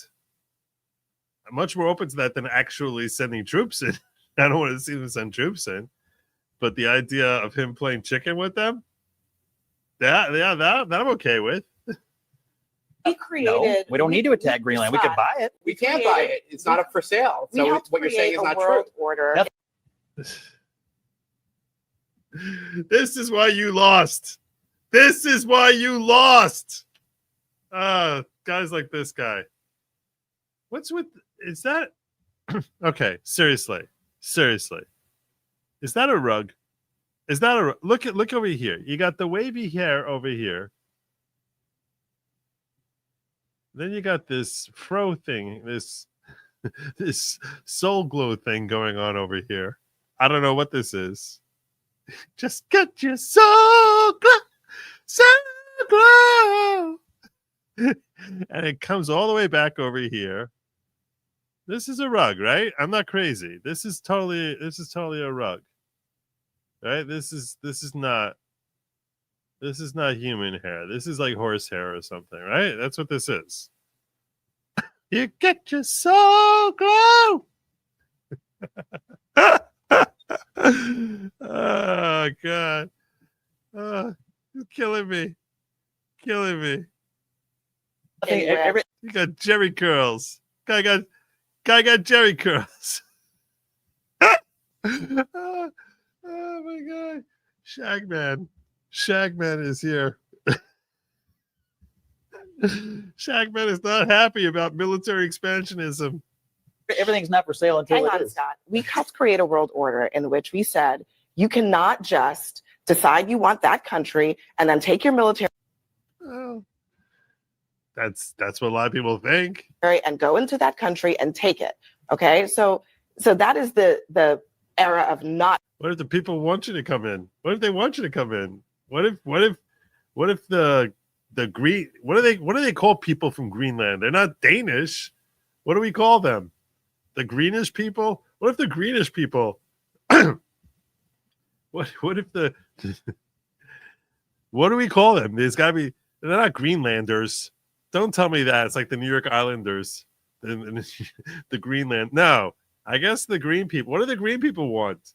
Maybe they want us to rescue them from Denmark. I don't know. Is that we're saving them? Save the greenies. Save the greenies. You cannot just decide you want that country and then take your military and go into that Thanks, Mom. Thanks for weighing in, Mom. Country and take it. Okay, Exact. so that is the era of. We call them gringos. Is that what we call it? Gringos. Hey, gringos. Not being in an expansionist military era for the United States. And you're saying that's not true. Why is it not true? Well, I mean, you could think small if you want to. I think Trump's thinking big, and he's thinking about U.S. interests. There are U.S. interests in Greenland. They have rare earth minerals. We already have some kind of space facility there, and it would help fortify us against the Russians. The Panama Canal is, of course, of interest when you consider the Chinese incursions and influence in this hemisphere. What Donald Trump is saying to the world is, we are not a shrinking violet anymore. We are the United States of America. We are the preeminent superpower. And reporters keep asking him to rule things out and take things off the table. And it would be the height of stupidity to do so now or to anything else before he takes office. Why would he tell the rest of the world what he may or may not do? Here's one reason why. Let me play what he said. This was speaking about Putin's invasion of Ukraine. Oh, God. Man, these people suck. They're so bad. Hey, look at that. Number 1 live on X. There you go. Oh, not number 1. Mario. His stupid wildfires. Gah. And then, yeah, Ross Lurtz. Dagnabbit. All right. Well, hi, X people. I never give you any sort of credit, but hi, X people. Most of the inhabitants of Greenland are Inuits. Oh, okay. I appreciate that. Thank you, Malcolm. Greenlanders are Kalalit. I didn't know that. Good to see you, Nathan. All right. He's got a couple more questions he's got to answer here. Brian, go ahead. Yes. Happy New Year, by the way. Thank you. We have some breaking news. You may not be aware of this, but it looks like Canon has blocked the DOJ from releasing the Smith's report until further court proceedings. Get your thoughts on that. That's a big story. Yeah. So if I get it right, the fake witch hunt started by the DOJ and Jack Smith having to do with books and records, and Biden had many more, and he wasn't protected by the Presidential Records Act. I was. But all of that fake stuff that took the life. This question is regarding, by the way, I'll let him answer, obviously, but this question is regarding Jack Smith. Lost again. He finds new and interesting ways to lose all the time. This time, he asked the court for permission to publicly release his report in the Florida case. Judge Eileen Cannon said, why the hell would you be doing that? No, that's verboten. No, absolutely not. Go to hell. Why would you be releasing this report, which was done by you when you have no authority to do anything? No. So Trump is first finding out about that decision from Judge Cannon right here and now. Lives of people. I mean, literally destroyed people. People are destroyed because of what they did. Destroyed. But we got to be president. But Biden did it for 40 years. He did it when he was a senator. That was illegal. And they ruled it was illegal. How about that? They said it's illegal, but he's unfit to stand trial. So he can stand and be president of the United States, but the prosecutor found that he's unfit for trial. I was going to use that as a major talking point, but I never got to use it because all of a sudden I had a new candidate who was also sort of unfit to stand trial, right? Zing! But so what you're saying is... slamming Kamala. Slap! Slap! Whap-hap! I challenge you to a duel. They had a gunfight after that. Someone got to go. Even in Paris, but it was fashionable. Whap-hap! I challenge you to a duel. You don't slap another man, but he'll slap Kamala. Oh, he'll slap her. I don't know if she's fit. Sort of unfit to stand trial, right? But so what you're saying is that the judge just blocked the. So Cannon was thrown off the case. They dropped their appeal because he had no case. They dropped all of that, the lawsuits against us. They lost the lawsuit. So this is deranged Jack Smith. So he dropped the lawsuits. He was told to by the DOJ because they had no lawsuit. They lost in court in front of a very strong and a very brilliant judge. They lost in court, and that pertained to other cases in other courts. So he wanted to do a report just before. What is this? Somalia, Syria, Yemen, now Israel, and Ukraine. Schill is claiming America isn't doing exactly what the Biden administration has been doing. Proxy wars, spreading democracy by giving them centralized banking. I'm a little confused by this. Schill is claiming America isn't doing exactly what. You're saying the CNN folk? Yeah. Proxy wars, spreading democracy through Ukraine? Yeah. By giving them centralized banking. Yeah, well, giving them our bank, basically. Give them your bank. Savage be asked to come. Yeah, it was. Take office probably. So he'll do like a 500-page report, and it'll be a fake report, just like the investigation was a fake investigation. And I said, well, wait a minute. This guy was thrown off in disgrace. In disgrace. He's going back to The Hague or wherever they're going to send him. In disgrace. Because he failed so badly. Because it was a fake case against a political opponent. They thought they were going to use this to beat me. Oh my God, he hates Jack Smith so much. What you're saying is I'm just hearing that they're not allowed to issue the report. So if they're not allowed to issue the report, that's the way it should be. Because he was thrown off the case in disgrace. Thank you very much. Why should he be allowed to write a fake report? It'll only be a fake report. That's great news. Good. And if I can just follow real quickly, you want to comment, many Americans are angry that we're sending millions of dollars every month to the Taliban. Do you anticipate? It's not even believable. Billions of dollars, not millions, billions. We pay billions of dollars to essentially the Taliban, Afghanistan.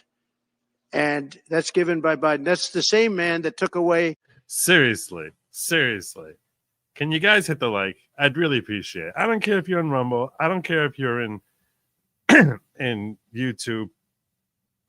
I don't care if you're on X, wherever it is that you're watching this. Hit the freaking like. Come on. I'll challenge you to a duel. With Pap, I'll challenge you to a duel. Just hit the freaking like. $50 to $60 trillion worth of value from the United States. Think of it. Probably our most valuable asset. Took away our most valuable asset. This can't be allowed to happen. We are now a nation of common sense. When he does that, 625 million acres, this can't be allowed to happen. Thank you for the information. Most other people probably knew about it, but they wouldn't have told me, right? On the campaign trail, you vowed to bring down the prices. They knew about it, but they wouldn't have told me. Yeah, we won't do it. You recently told Time Magazine that bringing down prices would be very hard. So what can the American people expect when you get into offices? It's always hard to bring down prices when somebody else has screwed something up like they did, but we'll bring them down. We'll get them down. Energy is going to bring down prices. We're going to have a lot of energy, and energy is what brought it up. Energy and their bad spending is what brought it up, and energy is going to bring it down. We're going to have prices down. I think you're going to see some pretty drastic price reductions. As an example, food, bacon, ham, apples, everything has gone through the roof. It's one of the reasons I won. So as you know, I said it, inflation was one of the reasons I won, but I think the biggest reason I won was the fact that they are allowing prisoners to come into our country. They released their prisoners, their murderers. Thousands of murderers are now walking around the streets of our cities and farmland all over. Murders, people that have killed. Many, 32% have killed more than one person. They released them from their jails, their prisons, and their mental institutions and insane asylums into our country. I believe that's the reason we got such a large vote. Maybe one or two more questions. Yeah, please go ahead. Go ahead. You go. Sir, can you, President Carter is laying in state today in Washington. You had some harsh words for him about the Panama Canal. Is there any disconnect there? Do you feel a little bit bad about doing that on this day? No, I liked him as a man. I disagreed with his policy. So, hey, he thought giving away the Panama Canal was a good thing. I think it cost him the election. That and the hostages. I actually think that was a bigger. There's no way it was bigger than the hostages. Hostages was the only story everyone talked about. That and the sucky economy. So, yeah, you can say that. I'm never going to agree with him on that one. No, I mean, no one was freaking out about him giving away the Panama Canal. Factor, because that's a deal that just should not have been made. But again, this was a question that was asked of me. I didn't bring it up. I didn't want to bring up the Panama Canal because of Jimmy Carter's death.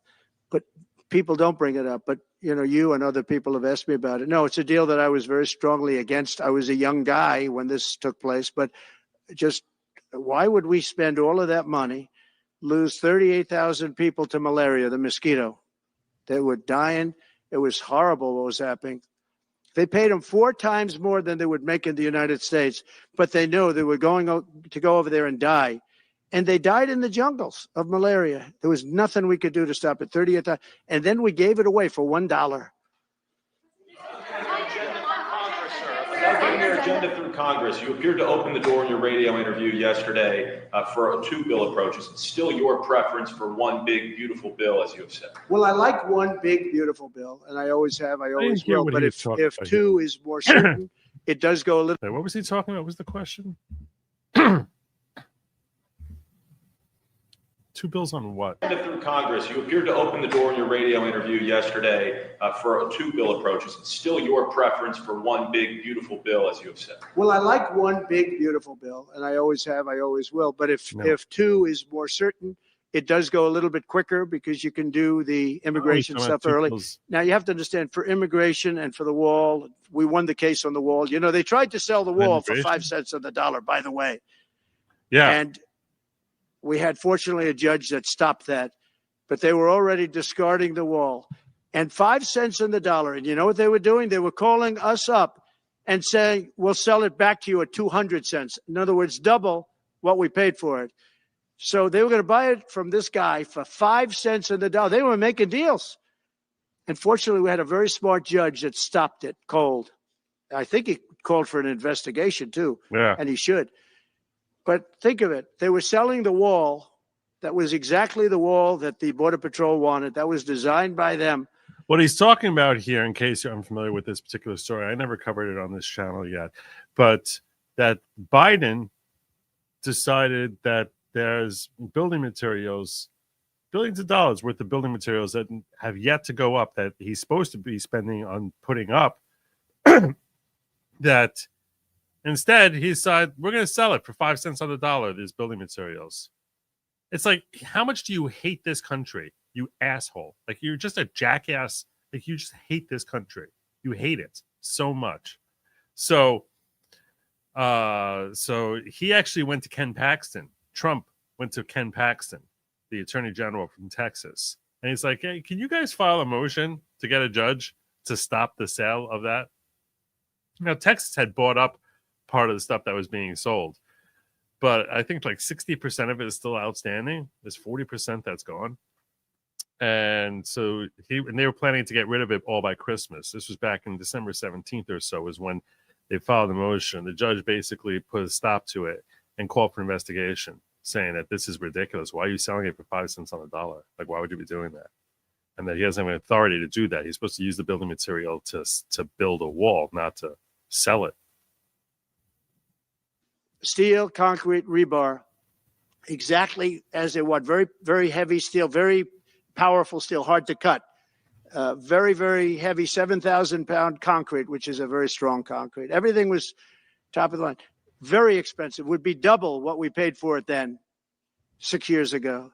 But let me just tell you, they were selling it for 5 cents on the dollar to people, and those people were calling us, asking us to pay them 200 cents because it's a good deal because we can have it immediately. And you know what immediately is? Just leave it in place. No. The papers haven't written that, though. You know, that deal is like all the other things that these people do. These people either hate our country or they're very stupid. And I don't believe they're stupid, because nobody can cheat on elections like they cheat and be stupid. They either hate our country or they're stupid. So remember what I said, because nobody wants to report it. They were selling the wall for 5 cents on the dollar and trying to resell it back to us for 200 cents or less, but for 200 cents on the dollar. That's a nice return. They announced that it will stop putting fact checks on the posts on its website. And Meta said today it would stop putting fact checks on its website and instead allow community. Well, I watched their news conference, and I thought it was a very good news conference. I think they've come a long way. Meta, Facebook. I think they've come a long way. I watched it. The man was very impressive. I watched it on Fox. I'm not allowed to say that. Say it? Do you think he's directly responding to the threats that you have made to him in the past? Probably. Yeah, probably. Yes. It hasn't even started yet. We haven't even started yet. We haven't even started yet. It will be.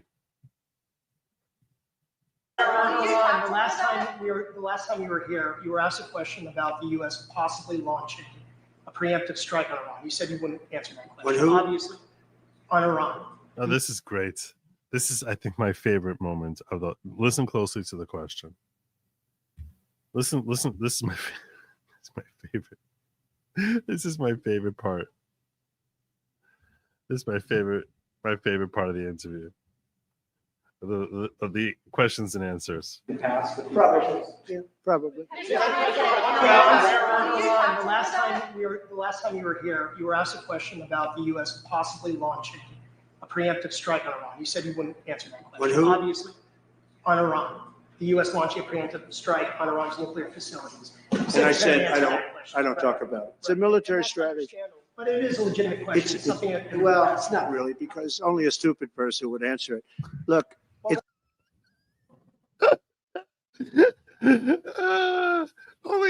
do you see? You're so stupid. Like, what do you think I'm gonna do here? You know, I'm the commander in chief, right? I mean, it's a military strategy, and I'm not answering your questions on military strategy. All right, one more, Brian. Go ahead. Are we going to engage in a preemptive strike on Iran? What? Idiots. I'm not going to answer your stupid questions. He does. He really does. He's so. I missed him so much. Oh, this is so good. I forgot how great he is at these. You forgot. Oh my God. I pity anyone who's not gonna. I pity people who were born too early or too late to appreciate Donald Trump. Could you give us a preview of what you might be talking to leaders of Congress who are expected to come here in the next couple of days? And you've got a very supportive Congress behind you. Yeah, they're great. So we have a wonderful Republican Congress. We have a leader that I have a lot of confidence in. I think he's going to be hopefully a great leader, a great speaker. And we have a leader, by the way, in the Senate, I think has been great. John Thune has been doing a fantastic job. But it goes through the House first. And the question is whether or not.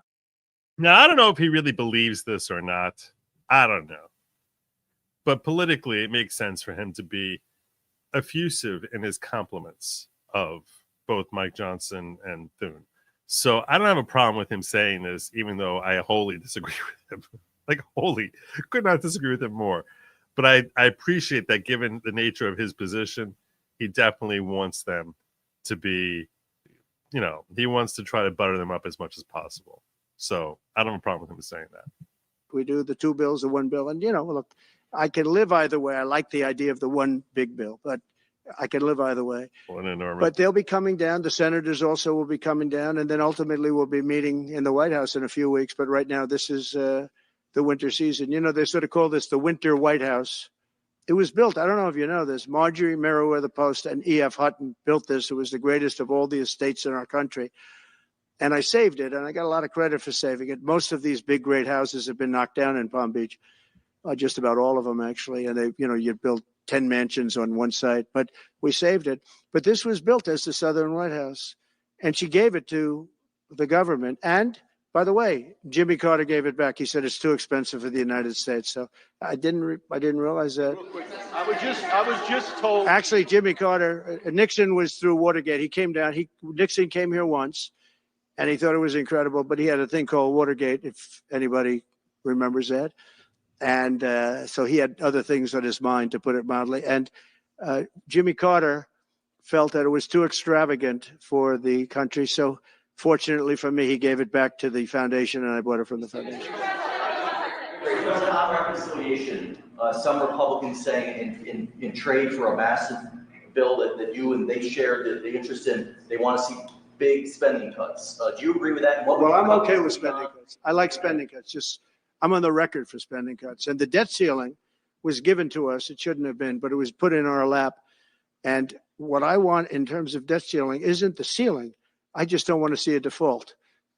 That's all I want. I never talked about spending more money necessarily than all I want to see is no default, because nobody knows what would happen if there was a default. It could be 1929 and it could be nothing, but that was put into our lap and it shouldn't have been, but it was. And so we'll handle it. But debt ceiling is not about raising a lot of money. It's really just about extending it. I just want to see an extension. On immigration, how much can you do by executive order? Are you planning to do on executive order when it comes to immigration? Awesome. And how much do you want Congress to tackle this issue? And also on day one, well, I had the safest border in the history of our country by far. You remember the famous chart that I brought down. I love that chart very much for a lot of reasons. But I have the safest border by far in the history of our country. And when I took it over, it was a mess. Nothing like it is now. This is 10 times worse. I got elected because of the border the first time, and I think I got elected largely because of the border the third time. And the second time I did equally well. Well, not as well as the last time, but I did very well. And I will say this was too big to rig. You know the expression? Too big to rig. They couldn't do it. They tried, but they couldn't do it. I didn't get very much from Congress at all. I just said that we're being invaded, and I took the money out of the military. Much of the wall, I built over 500 miles of wall. Much of that wall was built through money that I put into the military. We took it out because we couldn't get things from Congress in those days, and we took it out. And that wall was built largely with money coming from the military. So very simple. I went to the military. I said, our country is being invaded by very similar, nothing like what's invading our country now. They weren't releasing prisons into our country, and they weren't releasing mental institutions in, but some bad dudes were coming in, right? And I said, our country is being invaded. And I took that money largely from the military. I was sued 9 times by the Democrats in Congress, and I won all those suits. And we ended up building 571 miles of wall. Once that wall was built, they start going around it. So we're going to add another 200. That would have been up in 3 weeks. And then we had a very unfortunate election result. And they said, we don't want to put it up. We'll sell it. And they started selling it for 5 cents on the dollar. What a second. So we'll do this again. I just want to thank everybody very much. I'm just telling you, this will be the golden age of America. This is the golden age of America. We're going to have a great country again. We're a country right now under siege. We have so many different problems, and nobody respects us overseas, but now they do. The Italian prime minister, as you know, came here the other night, just flew in and flew out. She wanted to see me. And great respect is being shown. When I went to the cathedral in France, great respect was shown by the prime minister, the president, by everybody. France was, and by the way, I have to say they did a great job in the cathedral. But great respect is being shown to our country again. And we have a great country, but we have to run it properly. It's going to be run properly. We want to get back those hostages for Israel and for us. You know, we do have people that are hostages being held. And I'll just say it again. If this deal's not done with the people representing our nation, by the time I get to office, all hell is going to break out. Thank you very much. That's his closing message. Ukraine-Russia war before you take office. Can you clarify what you mean by military force in the Panama Canal? All hell. Give me back my hostages, or all hell is a coming. Well, there you go. Our new commander-in-chief is back. Oh, it's been too long. It has been too long. But he's back now. He is back now. Back in the house. Oh, I missed this. Oh, gosh. So good. So good. Woo! Left is going to be crying. Well, I think that covers it. I think that covers our show for tonight. That was good. He's back in the saddle. Amen. Amen. All right. I think that covers it all. I think we learned a lot. We understand a lot more about how America is going to be operating. We're entering the golden age. The golden age. The golden age. And Lord, we needed this so bad. So bad. Oh my God. Things were getting so out of hand here. Can you imagine? Imagine if we would have had Harris Walls. Oh my God. 4 years of that.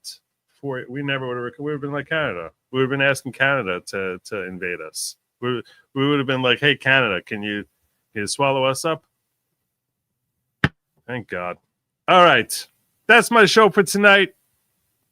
Please drop a comment, like, share, subscribe, do all that stuff because I'm looking at the numbers here. I was very kind. I didn't interrupt the chat. I didn't interrupt the chat, but I got to tell you, I'm looking at this. The likes should be higher than they are. They should be higher than they are. I'm just going to say that. That's my show. I'm sticking to it. Lab meat is for they, them. It's not for you. No matter what they tell you, do not eat the bugs. Just don't do it. What's the difference between a Kamala's husband and a boyfriend?